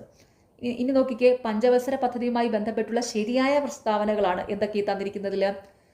വ്യവസായങ്ങൾക്ക് പ്രാധാന്യം നൽകുന്ന തന്ത്രമാണ് മഹലോനോബിസ് സ്വീകരിച്ചത്. അടിസ്ഥാന സൗകര്യ വികസനത്തിന് പൊതുമേഖല ഒരു പ്രധാന പങ്ക് വഹിച്ചു. സെമീന്ദാരി സമ്പ്രദായം നിർത്തലാക്കുക എന്നത് ഭൂപരിഷ്കരണത്തിന്റെ ഭാഗമായിരുന്നു. അപ്പോൾ ആ പോയിന്റ്സും കൂടെ ഓർത്ത് വെക്കുക കേട്ടോ. പഞ്ചവത്സര പദ്ധതിയുമായി ബന്ധപ്പെട്ട ശരിയായ പ്രസ്താവനകൾ. ഓക്കെ, 1947 ഇന്ത്യൻ യൂണിയന്റെ ഭാഗമാകുന്നതിന് വേണ്ടിയുള്ള ലയന കരാറിൽ ഒപ്പുവെക്കാൻ വിസമ്മതിച്ച നാട്ടുരാജ്യങ്ങൾ ഏതൊക്കെയാണ്? Option A, Hyderabad, Junagadh, Kashmir. 1947 Indian യൂണിയന്റെ ഭാഗമാകുന്നതിന് വേണ്ടിയുള്ള ലയന കരാറിൽ ഒപ്പുവെക്കുവാൻ വിസമ്മതിച്ച നാട്ടുരാജ്യങ്ങൾ ഏതൊക്കെയാണ്? ഹൈദരാബാദ്, ജുനഗഡ്, കാശ്മീർ. നാട്ടുരാജ്യങ്ങളുടെ സംയോജനത്തിന് നേതൃത്വം നൽകിയതാരാണ്? സർദാർ വല്ലഭായ് പട്ടേലാണ്. ഓർത്തു വെക്കുക, നാട്ടുരാജ്യങ്ങളുടെ സംയോജനത്തിന് നേതൃത്വം നൽകിയതാരാണ്? സർദാർ വല്ലഭായ് പട്ടേൽ. വാദം കാരണം. വാദം, ലിട്ടൺ പ്രഭു നടപ്പിലാക്കിയ നാട്ടുഭാഷാ പത്ര നിയമത്തെ ഇന്ത്യൻ ജനത എതിർത്തു. കാരണം പ്രാദേശിക പത്രങ്ങൾ ദേശീയത വളർത്തുന്നതിൽ പ്രധാന പങ്ക് വഹിച്ചിരുന്നു. ഓപ്ഷൻ എ, രണ്ടും ശരിയാണ്. കാരണം വാദത്തെ വിശദീകരിക്കുന്നു. അപ്പോൾ നോക്കിക്കേ, വാദവും കാരണവും തന്നിട്ടുണ്ട്. വാദം എന്താണ്? ലിട്ടൺ പ്രഭു നടപ്പാക്കിയ നാട്ടുഭാഷാ പത്ര നിയമത്തെ ഇന്ത്യൻ ജനത എതിർത്തു. പ്രാദേശിക പത്രങ്ങൾ ദേശീയത വളർത്തുന്നതിൽ പ്രധാന പങ്കു വഹിച്ചിരുന്നു. ഇവിടെ വാദവും കാരണവും ശരിയാണ്. രണ്ടും ശരിയാണ്. കാരണം വാദത്തെ വിശദീകരിക്കുന്നു.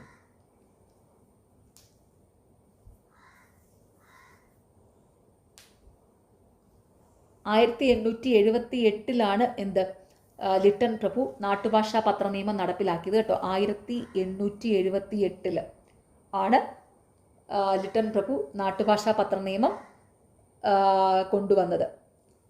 അതായത് നാട്ടുഭാഷാ പത്ര നിയമം, വെർണാക്കുലർ പ്രസ് ആക്ട് എന്ന് പറയും. വെർണാക്കുലർ പ്രസ് ആക്ട് കൊണ്ടുവന്നത്. ഇതിനെ ഇന്ത്യൻ ജനത എതിർത്തു. ഓക്കെ,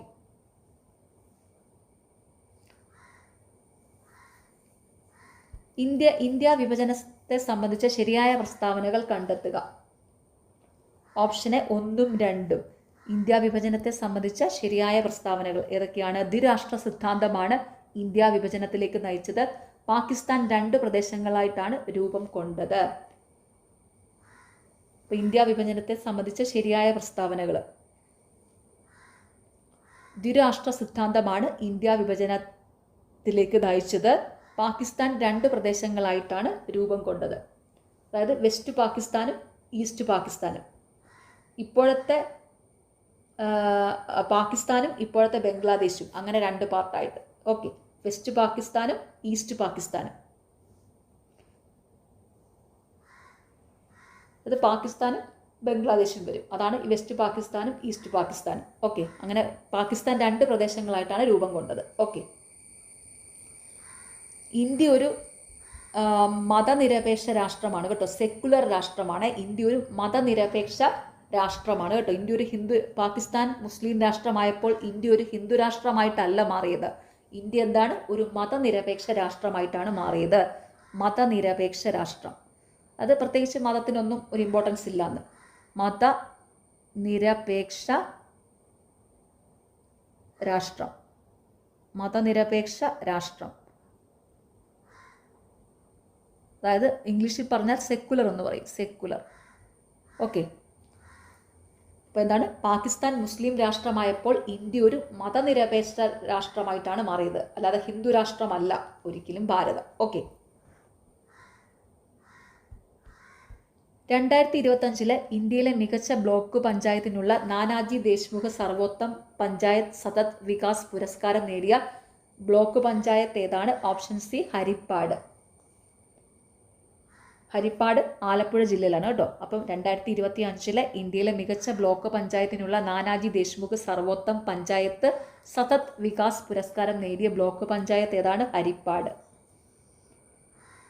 ഇന്ത്യയിലെ ഇപ്പോഴത്തെ മുഖ്യ തെരഞ്ഞെടുപ്പ് കമ്മീഷണർ ആരാണ്? Option B Gyanesh Kumar. ഇന്ത്യയിലെ ഇപ്പോഴത്തെ മുഖ്യ തെരഞ്ഞെടുപ്പ് കമ്മീഷണർ ഗ്യാനേഷ് കുമാർ ആണ്.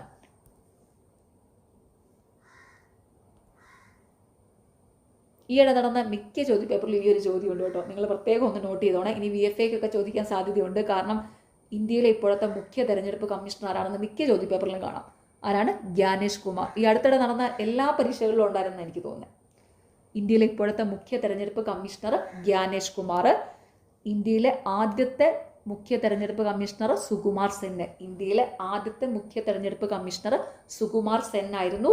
ഓക്കെ, 2026 ഏഷ്യൻ ഗെയിംസിന് വേദിയാകുന്ന രാജ്യം? Option C Japan. 2026 ഏഷ്യൻ ഗെയിംസിന് വേദിയാകുന്ന രാജ്യം ഏതാണ്? ജപ്പാൻ. ജപ്പാനിലെ ഐച്ചി നഗോയയിലാണ് 2026 ഏഷ്യൻ ഗെയിംസ് നടക്കുന്നത് കേട്ടോ. ജപ്പാനിലെ ഐച്ചി നഗോയ, ആ സ്ഥലത്തിന്റെ പേരും കൂടി ഒന്ന് നോട്ട് ചെയ്ത് വെച്ചോണേ.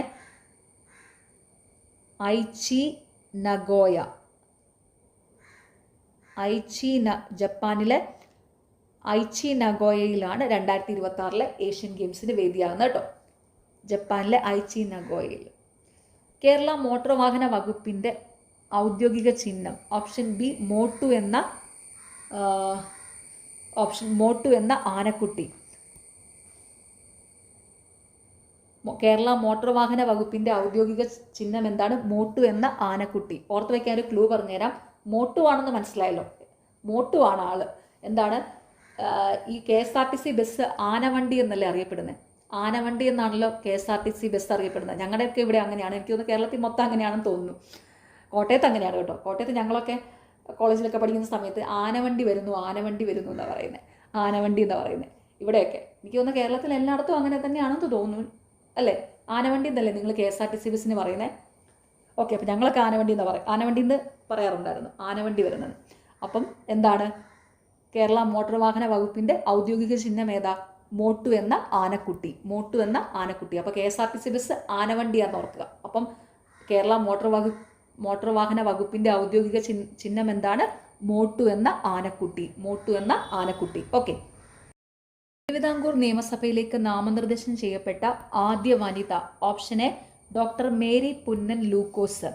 തിരുവിതാംകൂർ നിയമസഭയിലേക്ക് നാമനിർദ്ദേശം ചെയ്യപ്പെട്ട ആദ്യ വനിത ഡോക്ടർ മേരി പുന്നൻ ലൂക്കോസ്. തിരുവിതാംകൂറിലെ ആദ്യ വനിതാ സർജൻ കൂടിയാണ് ഈ ഡോക്ടർ മേരി പുന്നൻ ലൂക്കോസ്. അതൊന്ന് ഓർത്ത് വെച്ചോണേ. തിരുവിതാംകൂറിലെ ആദ്യ വനിതാ സർജൻ കൂടിയാണ് മേരി പുന്നൻ ലൂക്കോസ്. ചുവടെ തന്നിട്ടുള്ള സംഭവങ്ങളെ കാലഗണനാ ക്രമത്തിൽ ആക്കുക. അപ്പോൾ ഈ സംഭവങ്ങളുടെ വർഷം ഒന്ന് മാർക്ക് ചെയ്യുക. ഗുരുവായൂർ സത്യാഗ്രഹം 1931, ഈഴവ മെമ്മോറിയൽ 1896, പാലി സത്യാഗ്രഹം 1947-48 കാലഘട്ടങ്ങളിലായിട്ടാണ് നടന്നത്. വൈക്കം സത്യാഗ്രഹം 1924 അപ്പോൾ നോക്കിക്കേ എങ്ങനെ വരും. ആദ്യം എന്താണ്? ഈഴവ മെമ്മോറിയൽ. ആദ്യം വരുന്നത് ഈഴവ മെമ്മോറിയൽ. അപ്പോൾ 2 ഈഴവ മെമ്മോറിയൽ 2 വരും. പിന്നെ എന്താണ്? വൈക്കം സത്യാഗ്രഹം 1924. രണ്ടാമത് വരുന്നത് വൈക്കം സത്യാഗ്രഹം. വൈക്കം സത്യാഗ്രഹം ഏതാ? 4 2 4. പിന്നെന്താണ്? ഗുരുവായൂർ സത്യാഗ്രഹം 1931. ഗുരുവായൂർ സത്യാഗ്രഹമാണ് 3ാമത് വരുന്നത്. അപ്പോൾ എന്ത് വരും? ഗുരുവായൂർ സത്യാഗ്രഹം ഇവിടെ 1. ഇനി എന്താണ്? ലാസ്റ്റ് പാലിയൻ സത്യാഗ്രഹം. പാലിയൻ സത്യാഗ്രഹമാണ് ലാസ്റ്റ് വരുന്നത്. പാലിയൻ സത്യാഗ്രഹം 3 അല്ലേ? 3 നമ്പർ വരുന്നത്. അപ്പോൾ എന്താണ്? 2 4 1 3 എന്ന് വരും. തന്നിരിക്കുന്ന ഓപ്ഷനിൽ 2 4 1 3 ഓപ്ഷൻ ബി ആണ് കറക്റ്റ് കേട്ടോ. അപ്പോൾ പ്രധാനപ്പെട്ട സംഭവങ്ങളുടെ എല്ലാം വർഷങ്ങൾ പഠിച്ചു വയ്ക്കുക കേട്ടോ. അപ്പോൾ കാലഗണന ഈസി ആയിട്ട് ചെയ്യാൻ പറ്റും. ആദ്യത്തെ മലയാള പത്രമായ രാജ്യസമാചാരം പ്രസിദ്ധീകരിച്ച സ്ഥലം ഏതാണ്? Option B Illikkunnu. ആദ്യത്തെ മലയാള പത്രമായ രാജ്യസമാചാരം പ്രസിദ്ധീകരിച്ച സ്ഥലം ഏതാണ്? ഇല്ലിക്കുന്ന്. 1847 ജൂണിൽ തലശ്ശേരിക്കടുത്തുള്ള ഇല്ലിക്കുന്നിൽ നിന്ന് ഹെർമൻ ഗുണ്ടർട്ടാണ് രാജ്യസമാചാരം പ്രസിദ്ധീകരിച്ചത്. കേരളത്തിലെ ആദ്യത്തെ മലയാള പത്രമായ രാജ്യസമാചാരം പ്രസിദ്ധീകരിച്ചത് ആരാണ്? ഹെർമൻ ഗുണ്ടർട്ടാണ് കേട്ടോ. ഹെർമൻ ഗുണ്ടർട്ടാണ്. എവിടെ നിന്നാണ്? തലശ്ശേരിക്കടുത്തുള്ള ഇല്ലിക്കുന്നിൽ നിന്ന്. അപ്പോൾ വർഷവും ആരാണെന്നും ഒക്കെ ഓർത്ത് വെച്ചോണം. എന്താണ്? ആദ്യത്തെ മലയാള പത്രമായ രാജ്യസമാചാരം പ്രസിദ്ധീകരിച്ച സ്ഥലം ഏതാ? ഇല്ലിക്കുന്ന്. 1847 തലശ്ശേരിക്കടുത്തുള്ള ഇല്ലിക്കുന്നിൽ നിന്ന് ഹെർമൻ ഗുണ്ടർട്ടാണ് രാജ്യസമാചാരം പ്രസിദ്ധീകരിച്ചത്. രാജ്യസമാചാരം പ്രസിദ്ധീകരിച്ച വ്യക്തി ആരാണ്? Hermann Gundert. ഏതു വർഷമാണ്? 1847. 1847 എവിടെ നിന്നാണ്? തലശ്ശേരിക്കടുത്തുള്ള ഇല്ലിക്കുന്നിൽ നിന്ന്. കേരളത്തിൽ സമത്വ സമാജം സ്ഥാപിച്ചത് ആര്? ഓപ്ഷൻ ഡി വൈകുണ്ഠ സ്വാമികൾ. കേരളത്തിൽ സമത്വ സമാജം സ്ഥാപിച്ചത് ആരാണ്? വൈകുണ്ഠ സ്വാമികൾ.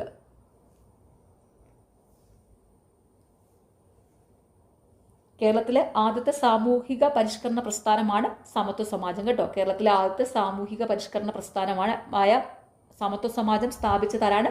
വൈകുണ്ഠ സ്വാമികൾ. അയ്യങ്കാളിയുമായി ബന്ധപ്പെട്ട പ്രസ്താവനകൾ അല്ലാത്തത് ഏത്? Option B 2 4. അയ്യങ്കാളിയുമായി ബന്ധപ്പെട്ട പ്രസ്താവനകൾ അല്ലാത്തത്. അയ്യാവഴി എന്ന ആത്മീയ പ്രസ്ഥാനം സ്ഥാപിച്ചു.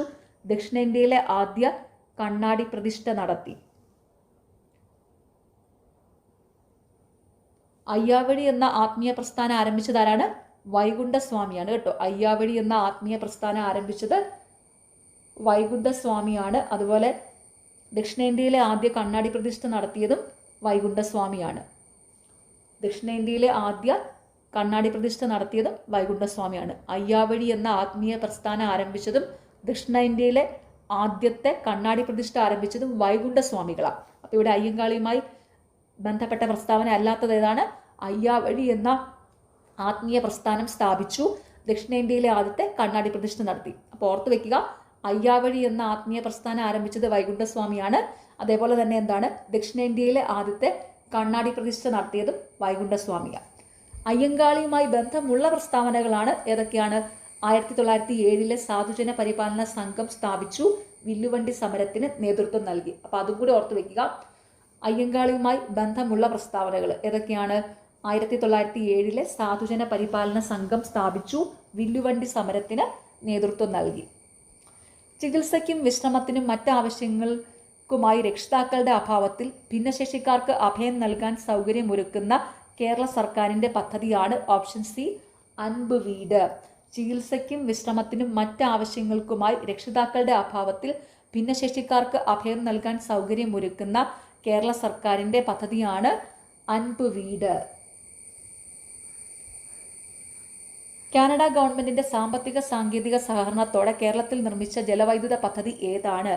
Option B Idukki. കാനഡ ഗവൺമെന്റിന്റെ സാമ്പത്തിക സാങ്കേതിക സഹകരണത്തോടെ കേരളത്തിൽ നിർമ്മിച്ച ജലവൈദ്യുത പദ്ധതി ഏതാണ്? ഇടുക്കി ജലവൈദ്യുത പദ്ധതി. പെരിയാർ നദിക്ക് കുറുകെയാണ് ഏഷ്യയിലെ ഏറ്റവും വലിയ ആർച്ച് ഡാമായ ഇടുക്കി അണക്കെട്ട് നിർമ്മിച്ചിരിക്കുന്നത് കേട്ടോ. പെരിയാർ നദിക്ക് കുറുകെയാണ് ഏഷ്യയിലെ ഏറ്റവും വലിയ ആർച്ച് ഡാമായ ഇടുക്കി അണക്കെട്ട് നിർമ്മിച്ചിരിക്കുന്നത്. കേരളത്തിലെ ആദ്യത്തെ ജലവൈദ്യുത പദ്ധതിയാണ് പള്ളിവാസൽ. അതുകൂടി ഓർത്തു വയ്ക്കുക. കേരളത്തിലെ ആദ്യത്തെ ജലവൈദ്യുത പദ്ധതി പള്ളിവാസൽ. ഓക്കെ. കേരളത്തിലെ ഏറ്റവും വലിയ ജലവൈദ്യുത പദ്ധതി ഇടുക്കിയാണ് കേട്ടോ. കേരളത്തിലെ ഏറ്റവും വലിയ ജലവൈദ്യുത പദ്ധതി ഇടുക്കി ജലവൈദ്യുത പദ്ധതിയാണ്. കേരളത്തിലെ ആദ്യത്തെ ജലവൈദ്യുത പദ്ധതി പള്ളിവാസലാണ്.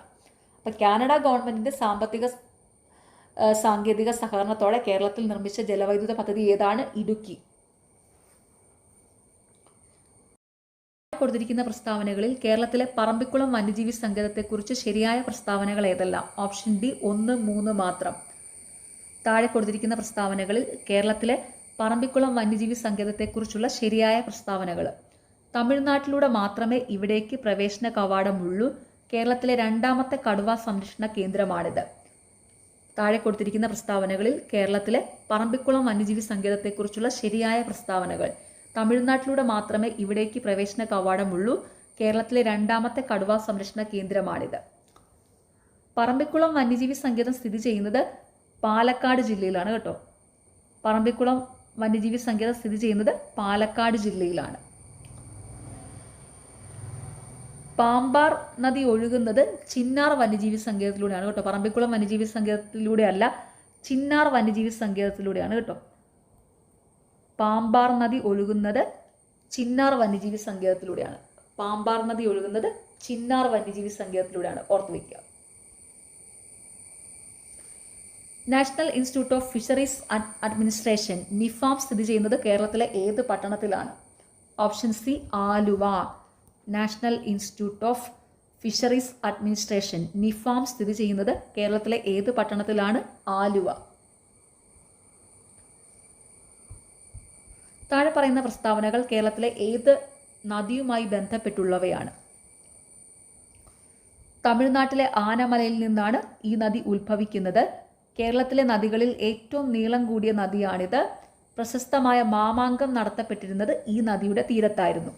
ഇവിടെ നോക്കിക്കേ, ഈ 3 സ്റ്റേറ്റ്മെന്റ് അനുസരിച്ച് നദി ഏതാണെന്ന് കണ്ടുപിടിക്കണം. നോക്കിക്കേ, തമിഴ്നാട്ടിലെ ആനമലയിൽ നിന്ന് ഉത്ഭവിക്കുന്നു. അതേതാണ്? ഭാരതപ്പുഴയാണ് അല്ലേ. തമിഴ്നാട്ടിലെ ആനമലയിൽ നിന്ന് ഉത്ഭവിക്കുന്നത് ഭാരതപ്പുഴയാണ്. കേരളത്തിലെ നദികളിൽ ഏറ്റവും നീളം കൂടിയ നദി, കേരളത്തിലെ നദികളിൽ ഏറ്റവും നീളം കൂടിയ നദി പെരിയാറാണ്. പക്ഷേ ഇവിടെ സെക്കൻഡ് സ്റ്റേറ്റ്മെന്റ് ഇങ്ങനെയാണ് കൊടുത്തിരിക്കുന്നത്, കേരളത്തിലെ ഏറ്റവും നീളം കൂടിയ നദിയാണെന്ന്. പക്ഷെ വേണമെങ്കിൽ നമുക്ക് വേറൊരു രീതിയിൽ എടുക്കാം. കേരളത്തിലെ ഏറ്റവും നീളം കൂടിയ നദികളിൽ ഒന്നാണ്. ആ ഒരു അർത്ഥത്തിൽ എടുക്കുവാണെങ്കിൽ ഭാരതപ്പുഴ കറക്റ്റ് ആവും കേട്ടോ. കേരളത്തിലെ നീളം കൂടിയ നദികളിൽ ഒന്നാണ് ഭാരതപ്പുഴ, ആ ഒരു രീതിയിൽ എടുക്കുവാണെങ്കിൽ. അല്ലെങ്കിൽ ഈ സ്റ്റേറ്റ്മെന്റ് ചെറിയൊരു മിസ്റ്റേക്ക് ഉണ്ട്. എന്താ? കേരളത്തിലെ ഏറ്റവും നീളം കൂടിയ നദിയാണെന്ന്. കേരളത്തിലെ ഏറ്റവും നീളം കൂടിയ നദി ഏതാ? പെരിയാർ. ഓക്കെ. പ്രശസ്തമായ മാമാങ്കം നടത്തപ്പെട്ടിരുന്നത് ഈ നദിയുടെ തീരത്താണ്. മാമാങ്കം നടത്തപ്പെട്ടിരുന്നത് ഭാരതപ്പുഴയുടെ തീരത്താണ്. അപ്പോൾ ഇവിടെ ഉത്തരമായിട്ട് വരുന്നത് എന്താണ്? Option D Bharathapuzha. എൻ്റെ ഒരു അഭിപ്രായത്തിൽ ഈ ഒരു സെക്കൻഡ് സ്റ്റേറ്റ്മെന്റിന്റെ ചെറിയൊരു മിസ്റ്റേക്കിൽ ഈ ക്വസ്റ്റ്യൻ ഫൈനൽ ആൻസർ കീയിൽ ഡിലീറ്റ് ചെയ്യാതിരിക്കേണ്ട കേട്ടോ. മിക്കവാറും ഡിലീറ്റ് ചെയ്യത്തില്ല, നിങ്ങൾ ആരും ടെൻഷൻ അടിക്കേണ്ട. ഈ ക്വസ്റ്റ്യൻ പേപ്പർ ഇച്ചിരി ടഫായിട്ടാണ് എനിക്ക് തോന്നിയത്. അപ്പം അതിൽ എളുപ്പമുള്ള ക്വസ്റ്റ്യനൊക്കെ ആയിരുന്നു ഇത്, ഈ 44ാമത്തെ ചോദ്യമൊക്കെ. അപ്പോൾ അതുകൊണ്ട് തന്നെ ഈ ഒരു ക്വസ്റ്റ്യൻ ഡിലീറ്റ് ആവാതിരിക്കാൻ ഞാൻ നന്നായിട്ട് പ്രാർത്ഥിക്കാം കേട്ടോ, അല്ലേ? കാരണം ആ ഒരു ചെറിയൊരു സ്റ്റേറ്റ്മെന്റിലെ ഒരു ചെറിയ മിസ്റ്റേക്ക് അത് നമുക്ക് അങ്ങനെ കണക്കാക്കിയില്ലെങ്കിൽ കുഴപ്പമില്ല. എന്താ? കേരളത്തിലെ നദികളിൽ ഏറ്റവും നീളം കൂടിയ നദിയാണ് ഇതെന്ന്. കേരളത്തിലെ നദികളിൽ ഏറ്റവും നീളം കൂടിയ നദി പെരിയാറാണ്. പക്ഷെ നമുക്ക് ഇങ്ങനെ അങ്ങ് വിചാരിക്കാം. എന്താ? ആ ക്വസ്റ്റ്യൻ ഇട്ട ആളും ഫൈനൽ ആൻസർ പ്രിപ്പയർ ചെയ്യുന്ന സാർ ഇങ്ങനെ ഒന്ന് വിചാരിച്ചാൽ മതിയായിരുന്നു. കേരളത്തിലെ നദികളിൽ നീളം കൂടിയ നദികളിൽ ഒന്നാണ്. ആ ഒരു മീനിങ്ങിൽ അങ്ങ് എടുക്കുവാണെങ്കിൽ ഭാരതപ്പുഴ ഓക്കെ ആണല്ലേ? ഓക്കെ. അപ്പോൾ ഈ ക്വസ്റ്റ്യൻ ഫൈനൽ ആൻസർ കീഴിൽ ഡിലീറ്റ് ചെയ്യത്തില്ലായിരിക്കും. ഓക്കെ, ചെയ്യാതിരിക്കട്ടെ. നിങ്ങൾ എല്ലാവരും ഈ ആൻസർ കറക്റ്റ് ചെയ്തെന്നാണ് ഞാൻ വിചാരിക്കുന്നത് കേട്ടോ. എക്സാം എഴുതി എല്ലാവരും തന്നെ ഓപ്ഷൻ ഡി ഭാരതപ്പുഴ എഴുതി കാണും അല്ലേ? ഈ ഒരു നിങ്ങൾക്ക് എല്ലാവർക്കും അറിയാവുന്നതല്ലേ, ഭാരതപ്പുഴ ആനമലയിൽ നിന്നാണ് ഉത്ഭവിക്കുന്നത്. മാമാങ്കം നടത്തപ്പെട്ടിരുന്നത് ഭാരതപ്പുഴയുടെ തീരത്താണ്. ഇതൊക്കെ എല്ലാവർക്കും അറിയാവുന്ന കാര്യം തന്നെയാണ്. ഓക്കെ, അപ്പോൾ ഇവിടുത്തെ ഉത്തരം എന്താണ്? Option D Bharathapuzha. ഈ തന്നിരിക്കുന്ന പ്രസ്താവനകൾ അനുസരിച്ച് നദി ഏതാണ്? ഭാരതപ്പുഴ. ഓക്കെ. 2024 അർജുന അവാർഡ് കരസ്ഥമാക്കിയ മലയാളി നീന്തൽ താരം ആര്?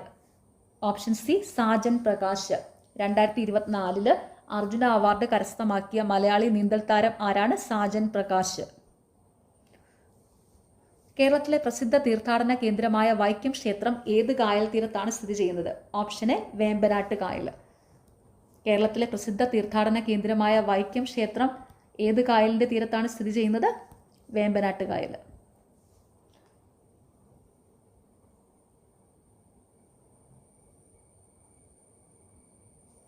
വൈക്കം സ്ഥിതി ചെയ്യുന്നത് കോട്ടയം ജില്ലയിലാണ് കേട്ടോ. വൈക്കം കോട്ടയം ജില്ലയിലാണ് സ്ഥിതി ചെയ്യുന്നത്. കേരളത്തിലെ ഏറ്റവും വലിയ കായലാണ് വേമ്പനാട്ട് കായൽ. കേരളത്തിലെ ഏറ്റവും വലിയ കായലാണ് വേമ്പനാട്ട് കായൽ. ഓക്കെ, അപ്പം വൈക്കം ക്ഷേത്രം സ്ഥിതി ചെയ്യുന്നത് വേമ്പനാട്ട് കായലിൻ്റെ തീരത്താണ്.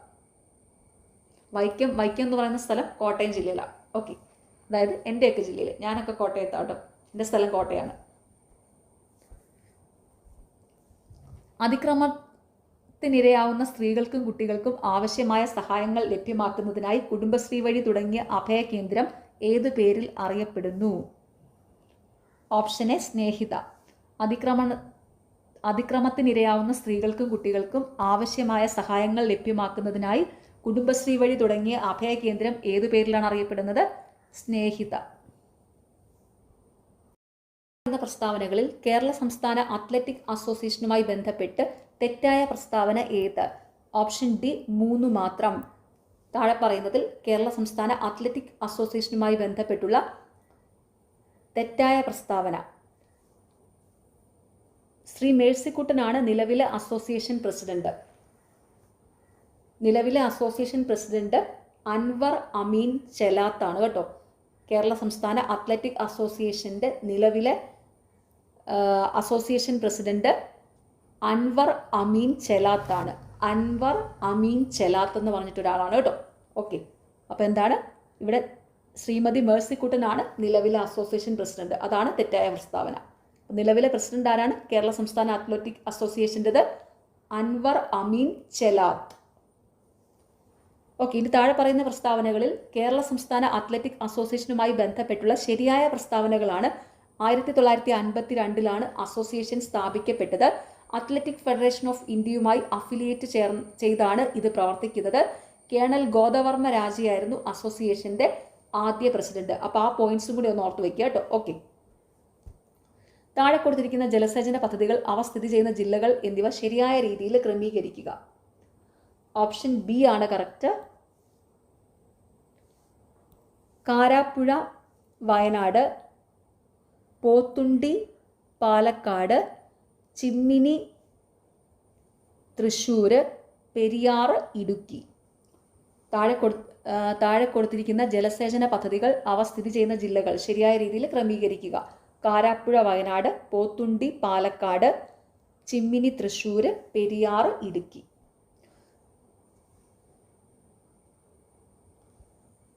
പച്ചയാം വിരിപ്പിട്ട സഹ്യാദ്രി തന്മടിയിൽ തലവെച്ചും വെൺമണൽ മെത്തമേൽ കാൽ നീട്ടിയും കിടക്കുന്ന കേരളമേ, കേരളത്തിന്റെ പ്രകൃതിയെ കുറിക്കുന്ന ഈ വരികൾ എഴുതിയത് ആര്? Option C Vallathol Narayana Menon. പച്ചയാം വിരിപ്പിട്ട സഹ്യാദ്രി തന്മടിയിൽ തലവെച്ചും വെൺമണൽ മെത്തമേൽ കാൽ നീട്ടിയും കിടക്കുന്ന കേരളമേ, കേരളത്തിന്റെ പ്രകൃതിയെ കുറിക്കുന്ന ഈ വരികൾ എഴുതിയതാരാണ്? വള്ളത്തോൾ നാരായണ മേനോൻ. മലബാർ ഗോഖലെ എന്ന പേരിൽ അറിയപ്പെട്ടത് ഇവരിൽ ആരാണ്? ഓപ്ഷൻ ബി മങ്കട കൃഷ്ണവർമ്മ രാജ. മലബാർ ഗോഖലെ എന്ന പേരിൽ അറിയപ്പെട്ടത് ഇവരിൽ ആരാണ്? മങ്കട കൃഷ്ണവർമ്മ രാജ. ഓർത്തു വയ്ക്കുക, മലബാർ ഗോഖലെ എന്ന പേരിൽ അറിയപ്പെട്ടത് ആരാണ്? മങ്കട കൃഷ്ണവർമ്മ രാജ. ആധുനിക തിരുവിതാംകൂറിന്റെ സ്ഥാപകൻ. Option A Marthandavarma. ആധുനിക തിരുവിതാംകൂറിന്റെ സ്ഥാപകൻ ആരാണ്? മാർത്താണ്ഡവർമ്മ. 1741 കുളച്ചൽ യുദ്ധത്തിൽ ഡച്ചുകാരെ തോൽപ്പിച്ചത് മാർത്താണ്ഡവർമ്മയാണ്. ഓർത്തു വയ്ക്കുക, 1741 കുളച്ചൽ യുദ്ധത്തിൽ ഡച്ചുകാരെ പരാജയപ്പെടുത്തിയത് മാർത്താണ്ഡവർമ്മയാണ്. 1750 തൃപ്പടിദാനം നടത്തിയത് മാർത്താണ്ഡവർമ്മയാണ്. 1750 തൃപ്പടിദാനം നടത്തിയത് മാർത്താണ്ഡവർമ്മയാണ്. ആധുനിക കൊച്ചിയുടെ ശില്പി എന്നറിയപ്പെടുന്നത് ശക്തൻ തമ്പുരാനാണ്. ആധുനിക കൊച്ചിയുടെ ശില്പി എന്നറിയപ്പെടുന്നത് ശക്തൻ തമ്പുരാനാണ്. ആധുനിക തിരുവിതാംകൂറിന്റെ ശില്പി മാർത്താണ്ഡവർമ്മയാണ്. ആധുനിക കൊച്ചിയുടെ ശില്പി ശക്തൻ തമ്പുരാനാണ്. തൃശ്ശൂർ പൂരം ആരംഭിച്ചത് ശക്തൻ തമ്പുരാനാണ് കേട്ടോ. തൃശ്ശൂർ പൂരം ആരംഭിച്ചത് ശക്തൻ തമ്പുരാനാണ്. വൈക്കം സത്യാഗ്രഹവുമായി ബന്ധപ്പെട്ട് സവർണജാഥ സംഘടിപ്പിച്ചത് ഇവരിൽ ആരാണ്? Option C Mannathu Padmanabhan. വൈക്കം സത്യാഗ്രഹവുമായി ബന്ധപ്പെട്ട് സവർണജാഥ സംഘടിപ്പിച്ചത് ആരാണ്? മന്നത്ത് പത്മനാഭൻ. വൈക്കത്ത് നിന്ന് തിരുവനന്തപുരത്തേക്കാണ് സവർണജാഥ നയിച്ചത് കേട്ടോ. മന്നത്ത് പത്മനാഭൻ വൈക്കത്ത് നിന്ന് തിരുവനന്തപുരത്തേക്കാണ് സവർണജാഥ നയിച്ചത്. 1914 നായർ സർവീസ് സൊസൈറ്റി, അതായത് NSS സ്ഥാപിച്ചത് മന്നത്ത് പത്മനാഭനാണ്. ഓർത്തുവെക്കുക, 1914 നായർ സർവീസ് സൊസൈറ്റി NSS സ്ഥാപിച്ചത് മന്നത്ത് പത്മനാഭനാണ്. കേരളത്തിൽ ഉപ്പു സത്യാഗ്രഹത്തിന് നേതൃത്വം നൽകിയത് ഇവരിൽ ആരാണ്? Option D K Kelappan. കേരളത്തിൽ ഉപ്പു സത്യാഗ്രഹത്തിന് നേതൃത്വം നൽകിയത് ആരാണ്? കെ കേളപ്പൻ.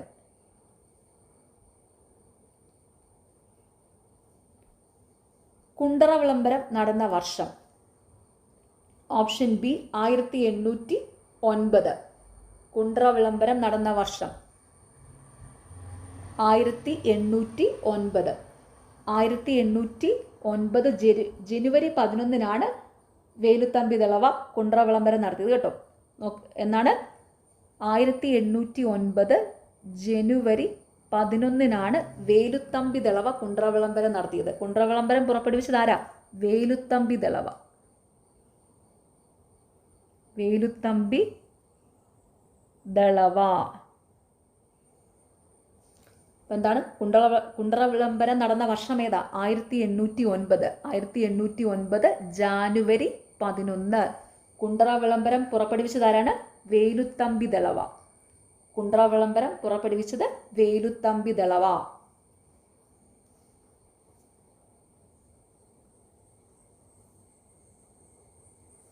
താഴെ പറയുന്നവയിൽ അയ്യങ്കാളിയുമായി ബന്ധപ്പെട്ട ശരിയായ പ്രസ്താവനകൾ ഏത്? Option B 1, 3, 4. അയ്യങ്കാളിയുമായി ബന്ധപ്പെട്ട ശരിയായ പ്രസ്താവനകൾ: കല്ലുമാല സമരത്തിന് നേതൃത്വം നൽകി, സഞ്ചാര സ്വാതന്ത്ര്യത്തിനും വിദ്യാഭ്യാസ സ്വാതന്ത്ര്യത്തിനും വേണ്ടി നിലകൊണ്ടു, തിരുവിതാംകൂറിൽ ആദ്യത്തെ കർഷക തൊഴിലാളി സമരം 1913 സംഘടിപ്പിച്ചു.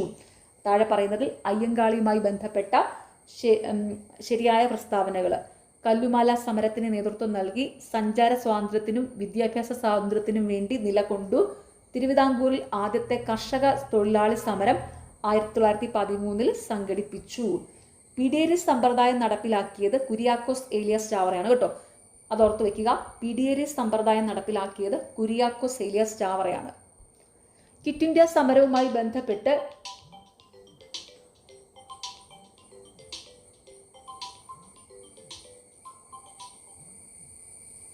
ക്വിറ്റ് ഇന്ത്യ സമരവുമായി ബന്ധപ്പെട്ട് കേരളത്തിൽ നടന്ന പ്രധാനപ്പെട്ട സംഭവം?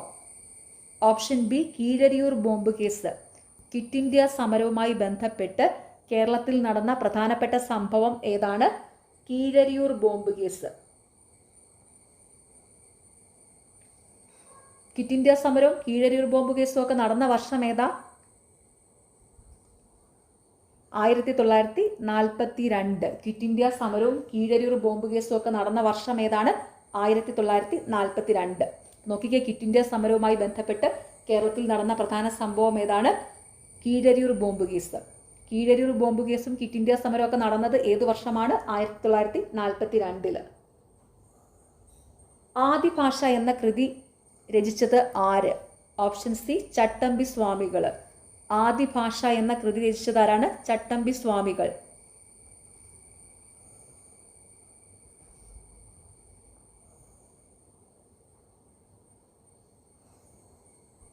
കേരള സംസ്ഥാനം നിലവിൽ വന്ന വർഷം?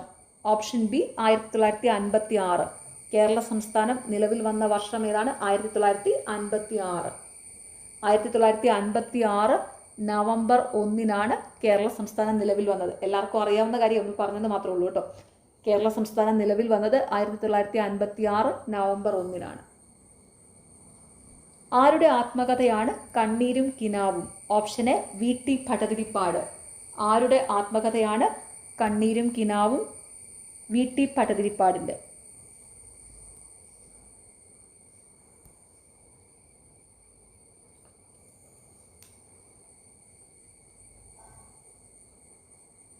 അടുക്കളയിൽ നിന്ന് അരങ്ങത്തേക്ക് എന്ന പ്രശസ്തമായ നാടകം രചിച്ചത് VT ഭട്ടതിരിപ്പാടാണ്. ഓർത്തു വെക്കുക, അടുക്കളയിൽ നിന്ന് അരങ്ങത്തേക്ക് എന്ന പ്രസിദ്ധമായ നാടകം രചിച്ചത് VT ഭട്ടതിരിപ്പാടാണ്. അപ്പോൾ ആരുടെ ആത്മകഥയാണ്? കണ്ണീരും കിനാവും VT ഭട്ടതിരിപ്പാടിൻ്റെ.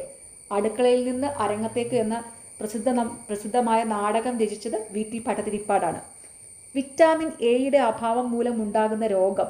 Option C നിശാന്തത. വിറ്റാമിൻ എയുടെ അഭാവം മൂലം ഉണ്ടാകുന്ന രോഗം ഏതാണ്? നിശാന്തത.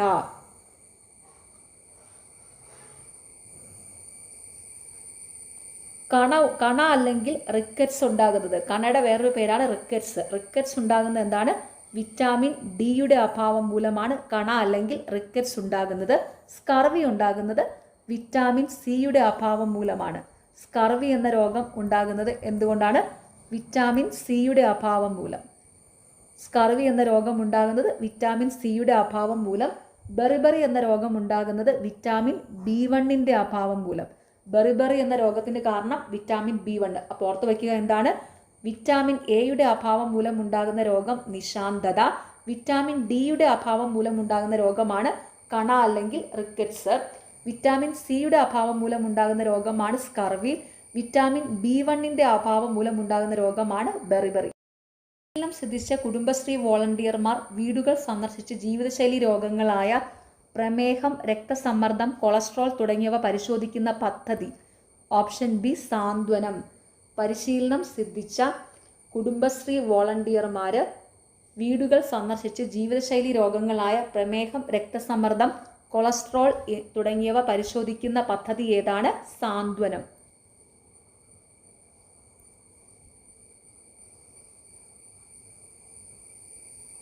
ചെറുകുടലിൽ നിന്ന് രക്തത്തിലേക്ക് ആഗിരണം ചെയ്യപ്പെടുന്ന പോഷക ഘടകങ്ങളെ കരളിൽ എത്തിക്കുന്ന സിര. ഓപ്ഷൻ എ ഹെപ്പാറ്റിക് പോർട്ടൽ സിര. ചെറുകുടലിൽ നിന്ന് രക്തത്തിലേക്ക് ആഗിരണം ചെയ്യപ്പെടുന്ന പോഷക ഘടകങ്ങളെ കരളിൽ എത്തിക്കുന്ന സിര ഏതാണ്? ഹെപ്പാറ്റിക് പോർട്ടൽ സിര. വംശനാശ ഭീഷണി നേരിടുന്ന ജീവജാലങ്ങളെ അവയുടെ സ്വാഭാവിക ആവാസ വ്യവസ്ഥയിൽ നിന്ന് മാറ്റി സുരക്ഷിതമായ സ്ഥലങ്ങളിൽ സംരക്ഷിക്കുന്ന രീതിക്ക് ഉദാഹരണം. Option D botanical garden. വംശനാശ ഭീഷണി നേരിടുന്ന ജീവജാലങ്ങളെ അവയുടെ സ്വാഭാവിക ആവാസ വ്യവസ്ഥയിൽ നിന്ന് മാറ്റി സുരക്ഷിതമായ സ്ഥലങ്ങളിൽ സംരക്ഷിക്കുന്ന രീതിക്ക് ഉദാഹരണം ഏതാണ്? ബൊട്ടാണിക്കൽ ഗാർഡനുകൾ. ക്ഷയരോഗത്തിന് കാരണമായ രോഗകാരി. Option A mycobacterium tuberculosis. ക്ഷയരോഗത്തിന് കാരണമായ രോഗകാരി ഏതാണ്? Mycobacterium tuberculosis.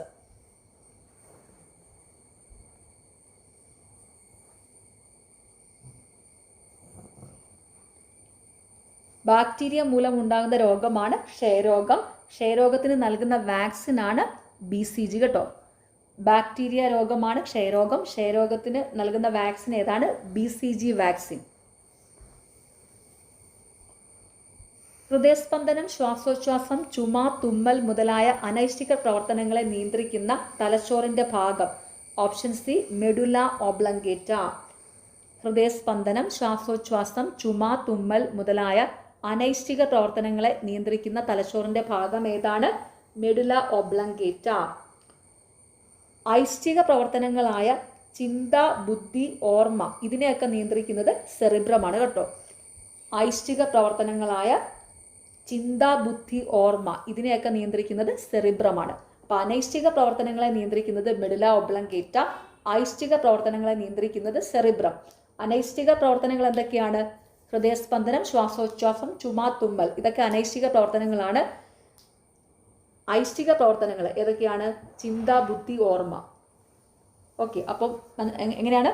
ഹൃദയസ്പന്ദനം, ശ്വാസോച്ഛ്വാസം, ചുമ, തുമ്മൽ മുതലായ അനൈച്ഛിക പ്രവർത്തനങ്ങളെ നിയന്ത്രിക്കുന്ന തലച്ചോറിന്റെ ഭാഗം മെഡുല ഒബ്ലങ്കേറ്റ. ചിന്ത, ബുദ്ധി, ഓർമ്മ തുടങ്ങിയ ഐച്ഛിക പ്രവർത്തനങ്ങളെ നിയന്ത്രിക്കുന്ന തലച്ചോറിന്റെ ഭാഗം cerebrum. Okay. Autism, cerebral palsy, ബുദ്ധിമാന്ദ്യം, ഡിസബിലിറ്റി ബാധിതരുടെ അമ്മമാർക്ക് ഉപജീവനമാർഗം ഉറപ്പാക്കാനായി ഇലക്ട്രിക് ഓട്ടോ നൽകുന്ന പദ്ധതി. Option B Snehayanam. Autism, cerebral palsy, ബുദ്ധിമാന്ദ്യം, ഡിസബിലിറ്റി ബാധിതരുടെ അമ്മമാർക്ക് ഉപജീവനമാർഗം നടപ്പാക്കാനായി ഇലക്ട്രിക് ഓട്ടോ നൽകുന്ന പദ്ധതി ഏതാണ്? സ്നേഹായാനം. യാനം എന്ന് പറഞ്ഞാൽ യാത്രയല്ലേ, അപ്പോൾ ഓട്ടോറിക്ഷയിൽ എന്താ യാത്രയല്ലേ ചെയ്യുന്നത്. അപ്പോൾ ആ ഒരു ക്ലൂ ഇട്ട് ഇതങ്ങ് ഓർത്ത് വെക്കുക കേട്ടോ. എന്താണ്? ഓട്ടിസം, സെറിബ്രൽ പാൾസി, ബുദ്ധിമാന്ദ്യം, ഡിസബിലിറ്റി ബാധിതരുടെ അമ്മമാർക്ക് ഉപജീവനം ഉറപ്പാക്കാനായി ഇലക്ട്രിക് ഓട്ടോ നൽകുന്ന പദ്ധതി ഏതാണ്? സ്നേഹായാനം. സുന്ദർലാൽ ബഹുഗുണയുമായി ബന്ധപ്പെട്ട പരിസ്ഥിതി പ്രസ്ഥാനം. ഓപ്ഷൻ ഡി ചിപ്കോ പ്രസ്ഥാനം. സുന്ദർലാൽ ബഹുഗുണയുമായി ബന്ധപ്പെട്ട പരിസ്ഥിതി പ്രസ്ഥാനം ഏതാണ്? ചിപ്കോ പ്രസ്ഥാനം.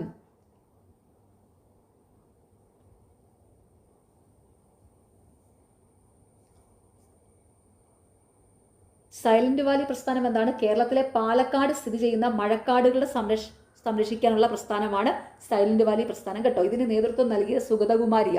സൈലന്റ് വാലി പ്രസ്ഥാനത്തിന് നേതൃത്വം നൽകിയത് സുഗതകുമാരിയാണ്. സൈലന്റ് വാലി പ്രസ്ഥാനം എന്തിനു വേണ്ടിയായിരുന്നു? കേരളത്തിലെ പാലക്കാട് സ്ഥിതി ചെയ്യുന്ന മഴക്കാടുകളുടെ സംരക്ഷണത്തിന് കേട്ടോ. കേരളത്തിലെ പാലക്കാട് സ്ഥിതി ചെയ്യുന്ന മഴക്കാടുകളുടെ സംരക്ഷണത്തിന് വേണ്ടിയിട്ടുള്ള പ്രസ്ഥാനമാണ് സൈലന്റ് വാലി പ്രസ്ഥാനം.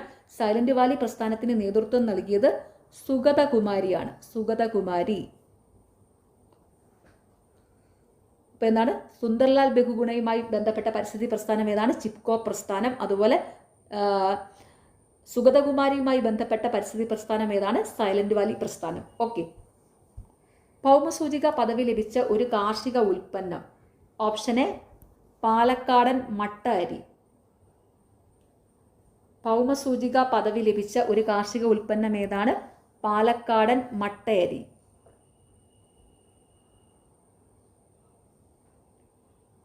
തീരപ്രദേശങ്ങളിൽ കാണപ്പെടുന്ന സവിശേഷമായ ആവാസ വ്യവസ്ഥ. ഓപ്ഷൻ ബി കണ്ടൽ വനങ്ങൾ. തീരപ്രദേശങ്ങളിൽ കാണപ്പെടുന്ന സവിശേഷമായ ആവാസ വ്യവസ്ഥ എന്താണ്? കണ്ടൽ വനങ്ങൾ. അതായത് തീരപ്രദേശങ്ങളിലാണ് കണ്ടൽ വനങ്ങൾ കാണപ്പെടുന്നത്. അതായത് കടൽ തീരത്തും കായലോരങ്ങളിലും ഒക്കെ ചെളിയിൽ വളരുന്ന പ്രത്യേകതരം മരങ്ങളും കാടുകളുമാണ് കണ്ടൽ കാടുകൾ കേട്ടോ. തീരപ്രദേശങ്ങൾ എന്ന് വെച്ചാൽ എന്താ? ഈ കടൽ തീരവും കായൽ തീരവും ഒക്കെ അല്ലേ. അപ്പൊ കടൽ തീരത്തും കായലോരങ്ങളിലും ഒക്കെ ചെളിയിൽ വളരുന്ന പ്രത്യേകതരം മരങ്ങളും കാടുകളെയാണ് കണ്ടൽ വനങ്ങൾ അല്ലെങ്കിൽ കണ്ടൽ കാടുകൾ എന്ന് പറയുന്നത്. സിങ്കിന്റെ അയിര് അല്ലാത്തത് ഏത്?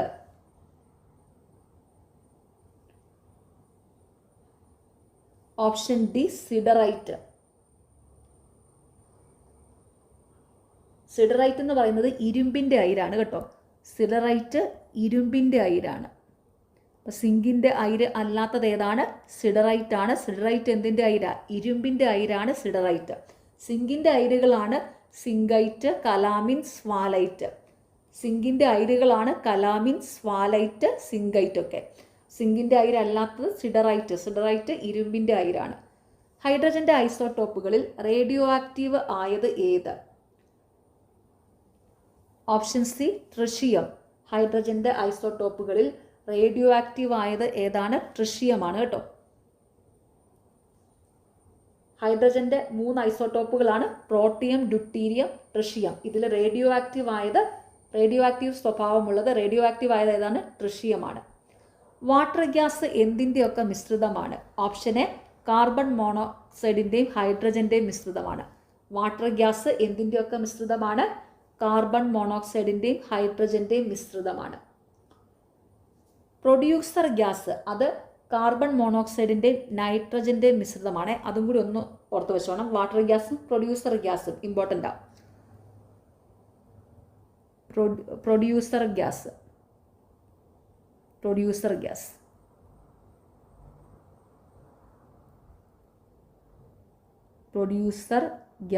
പ്രൊഡ്യൂസർ ഗ്യാസ് എന്ന് പറയുന്നത് എന്തിൻ്റെയൊക്കെ മിശ്രിതമാണ്? കാർബൺ മോണോക്സൈഡിൻ്റെയും നൈട്രജൻ്റെയും കേട്ടോ. കാർബൺ മോണോക്സൈഡിൻ്റെ നൈട്രജൻ്റെയും മിശ്രിതമാണ്. ഓക്കെ. അപ്പോൾ വാട്ടർ ഗ്യാസ് ആണെങ്കിലോ കാർബൺ മോണോക്സൈഡിൻ്റെയും ഹൈഡ്രജൻ്റെയും മിശ്രിതമാണ്. പ്രൊഡ്യൂസർ ഗ്യാസ് ആണെങ്കിൽ അത് കാർബൺ മോണോക്സൈഡിൻ്റെയും നൈട്രജൻ്റെയും മിശ്രിതമാണ്. ഓക്കെ. പ്രമേഹ രോഗികൾക്ക് വേണ്ടിയുള്ള പലഹാരങ്ങളിൽ മധുരം ഉണ്ടാക്കുന്നതിന് വേണ്ടി ഉപയോഗിക്കുന്ന രാസവസ്തുവിൻ്റെ പേരെന്ത്? Option C saccharin. പ്രമേഹ രോഗികൾക്ക് വേണ്ടിയുള്ള പലഹാരങ്ങളിൽ മധുരം ഉണ്ടാക്കുന്നതിന് വേണ്ടി ഉപയോഗിക്കുന്ന രാസവസ്തുവിൻ്റെ പേരെന്താണ്? സാക്കറിൻ.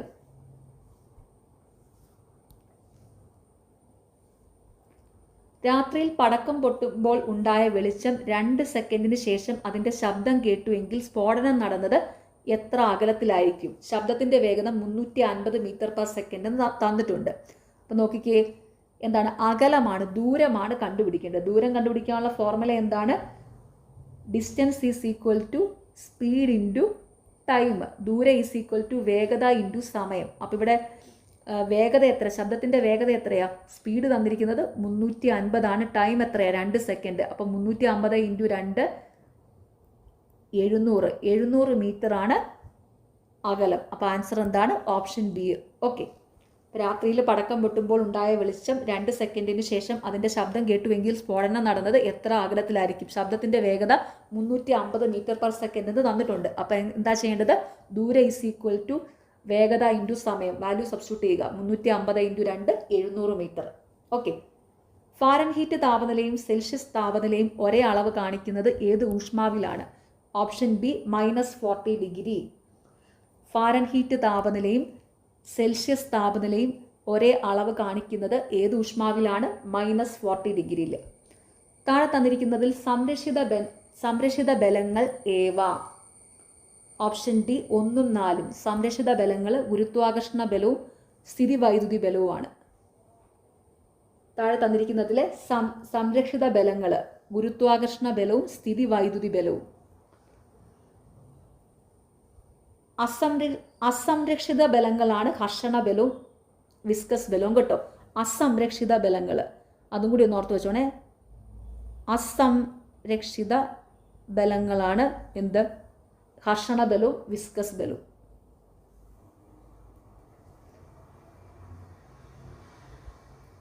ഓക്കെ. ഇവിടെ എന്താണ്? സംരക്ഷിത ബലങ്ങൾ ഏതൊക്കെയാണ്? ഗുരുത്വാകർഷണ ബലവും സ്ഥിത വൈദ്യുതി ബലവും. അസംരക്ഷിത ബലങ്ങളാണ് ഘർഷണ ബലവും വിസ്കസ് ബലവും. ഓക്കെ. ഹൈഡ്രജൻ ആറ്റത്തിന്റെ ഇലക്ട്രോണിന്റെ ഒന്നാമത്തെ ഉത്തേജകാവസ്ഥയിലെ ഊർജ്ജവും രണ്ടാമത്തെ ഉത്തേജകാവസ്ഥയിലെ ഊർജ്ജവും തമ്മിലുള്ള അനുപാതം എത്ര? Option C 9/4. ഹൈഡ്രജൻ ആറ്റത്തിന്റെ ഇലക്ട്രോണിന്റെ ഒന്നാമത്തെ ഉത്തേജകാവസ്ഥയിലെ ഊർജ്ജവും രണ്ടാമത്തെ ഉത്തേജകാവസ്ഥയിലെ ഊർജ്ജവും തമ്മിലുള്ള അനുപാതം എത്രയാണ്? 9/4. ഭൂമിക്ക് ചുറ്റുമുള്ള ചന്ദ്രന്റെ ഭ്രമണം കൃത്യമായ വൃത്താകാരം ആണെങ്കിൽ ഭൂമിയുടെ ഗുരുത്വാകർഷണ ബലം ചന്ദ്രനിൽ ചെയ്യുന്ന പ്രവൃത്തി? ഓപ്ഷൻ സി ഒരു പ്രവൃത്തിയും ചെയ്യുന്നില്ല. ഭൂമിക്ക് ചുറ്റുമുള്ള ചന്ദ്രന്റെ ഭ്രമണപഥം കൃത്യമായ വൃത്താകാരമാണെങ്കിൽ ഭൂമിയുടെ ഗുരുത്വാകർഷണ ബലം ചന്ദ്രനിൽ ചെയ്യുന്ന പ്രവൃത്തി എന്താണ്? ഒരു പ്രവൃത്തിയും ചെയ്യുന്നില്ല.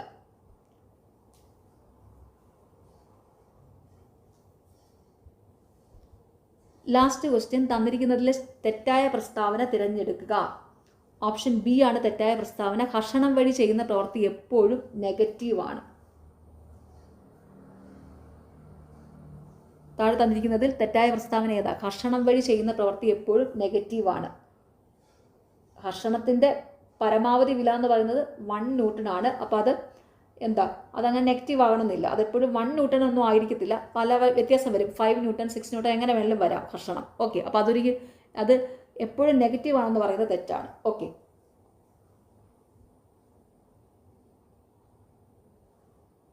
ഓക്കെ. അപ്പോൾ ഇവിടെ താഴെ തന്നിരിക്കുന്നതിൽ തെറ്റായ പ്രസ്താവന ഏതാണ്? ഘർഷണം വഴി ചെയ്യുന്ന പ്രവൃത്തി എപ്പോഴും നെഗറ്റീവാണ്. തന്നിരിക്കുന്നതിൽ ശരിയായ പ്രസ്താവനകളാണ് എന്ത്? ഒരു വസ്തുവിൻ്റെ ഘർഷണ ബലം പ്രയോഗിച്ചാൽ അതിൻ്റെ ഗതികോർജം കുറയാൻ സാധ്യതയുണ്ട്.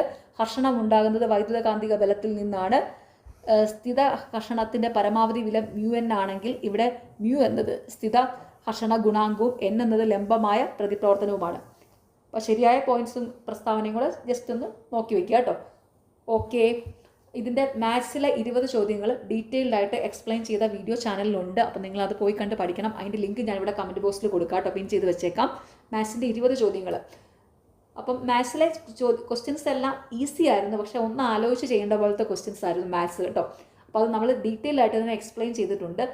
ഡീറ്റെയിൽഡ് ആയിട്ട് എക്സ്പ്ലെയിൻ ചെയ്തിട്ടുണ്ടെങ്കിൽ സിമ്പിളായിട്ടുള്ള ട്രിക്കുകളും ഒക്കെ യൂസ് ചെയ്തിട്ട് സിമ്പിളായിട്ട് തന്നെ എക്സ്പ്ലെയിൻ ചെയ്തിട്ടുണ്ട് കേട്ടോ. അപ്പോൾ മാത്സിൻ്റെ എക്സ്പ്ലനേഷൻ വീഡിയോ നിങ്ങൾ എല്ലാവരും ഒന്ന് പോയി കണ്ട് പഠിക്കണം കേട്ടോ. ഇനി വരുന്ന എക്സാമുകളിൽ അതിൽ നിന്നുള്ള ക്വസ്റ്റ്യൻസ് പ്രതീക്ഷിക്കാം. അപ്പോൾ ആ മാത്സിലെ 20 ചോദ്യങ്ങൾ നിങ്ങൾ വൃത്തിയായിട്ട് തന്നെ പഠിക്കുക. ഓക്കെ. പിന്നെ ഈ എക്സാമിന് നിങ്ങൾക്ക് എങ്ങനെ ഉണ്ടായിരുന്നു? ഈസി ആയിരുന്നോ, മോഡറേറ്റ് ആയിരുന്നോ, ടഫ് ആയിരുന്നോ എന്നൊക്കെ ഒന്ന് താഴെ ഒന്ന് കമൻറ്റ് ചെയ്യുക. എക്സാം എഴുതിയവർ നിങ്ങൾക്ക് കിട്ടിയ മാർക്ക് താഴെ ഒന്ന് കമൻറ്റ് ചെയ്യുക. കേട്ടോ. എനിക്ക് തോന്നുന്നത് സെക്കൻഡ് സ്റ്റേജിലെ ക്യാൻസലായ എക്സാം ആണല്ലോ ഇത്, അതിനെ വെച്ച് കമ്പയർ ചെയ്യുമ്പം എനിക്ക് തോന്നുന്നത് ഈ എക്സാം അത്യാവശ്യം നല്ല ടഫായിട്ടാണ് എനിക്ക് തോന്നിയത് ചോദ്യപേപ്പർ കണ്ടിട്ട്. അപ്പം നിങ്ങൾക്ക് എങ്ങനെ ഉണ്ടായിരുന്നു എന്ന് ഒരുപാട് പേര് പറഞ്ഞിട്ടുണ്ടായിരുന്നു, എക്സാം കുറച്ച് ടഫായിരുന്നു എന്ന് ഒത്തിരി പേര് പറഞ്ഞു കേട്ടോ. നമ്മൾ പ്രൊവിഷണൽ ആൻസർ കീ ഇങ്ങനെ ഡീറ്റെയിൽ ആയിട്ട് അനുബന്ധ വസ്തുക്കൾ അല്ലാതെ പ്രൊവിഷണൽ ആൻസർ കീ കൊടുത്തപ്പോൾ അതിന് താഴെ കുറേ പേരൊക്കെ നല്ല ടഫായിരുന്നു എന്ന് തന്നെയാണ് പറഞ്ഞത് എക്സാം അറ്റൻഡ് ചെയ്തവർ. ഓക്കെ, അപ്പോൾ എല്ലാവരും ഇനി വരുന്ന എക്സാമുകൾക്ക് വേണ്ടിയിട്ട് നന്നായിട്ട് തന്നെ പഠിക്കുക. നിങ്ങൾക്ക് ഈ ചാനൽ ഇഷ്ടപ്പെടുന്നുണ്ടെങ്കിൽ സബ്സ്ക്രൈബ് ചെയ്യുക, സപ്പോർട്ട് ചെയ്യുക, ഷെയർ ചെയ്യുക. പിന്നെ വീഡിയോയുടെ താഴെ കാണുന്ന ഹൈപ്പ് എന്നുള്ളൊരു ഓപ്ഷനുണ്ട്, അതും കൂടി ഒന്ന് ക്ലിക്ക് ചെയ്ത് സപ്പോർട്ട് ചെയ്യുക. താല്പര്യമുള്ളവർ study win peace Telegram channel join ചെയ്യുക. ലിങ്ക് കമൻറ്റ് ബോക്സിലുണ്ട്. ടെലഗ്രാം ചാനലിൽ ഇമ്പോർട്ടൻ്റ് ആയിട്ടുള്ള നോട്ട്സ്, PSCയുടെ റീസെൻ്റ്ലി നടക്കുന്ന എക്സാമുകളുടെ provisional answer key, final answer key ഒക്കെ മാർക്ക് ചെയ്ത PDF-കളൊക്കെ അവിടെ ടെലഗ്രാം ചാനലിൽ ലഭ്യമാണ്. താല്പര്യമുള്ളവർ ടെലഗ്രാം ചാനൽ ജോയിൻ ചെയ്യുക. ഈ ചാനൽ സബ്സ്ക്രൈബ് ചെയ്യാതെ കാണുന്നവരാണെങ്കിൽ താല്പര്യം ഉണ്ടെങ്കിൽ സബ്സ്ക്രൈബ് ചെയ്യുക. ഓക്കെ, അപ്പോൾ എല്ലാവരും നന്നായിട്ട് തന്നെ പഠിക്കുക. എല്ലാവർക്കും all the very best and thank you.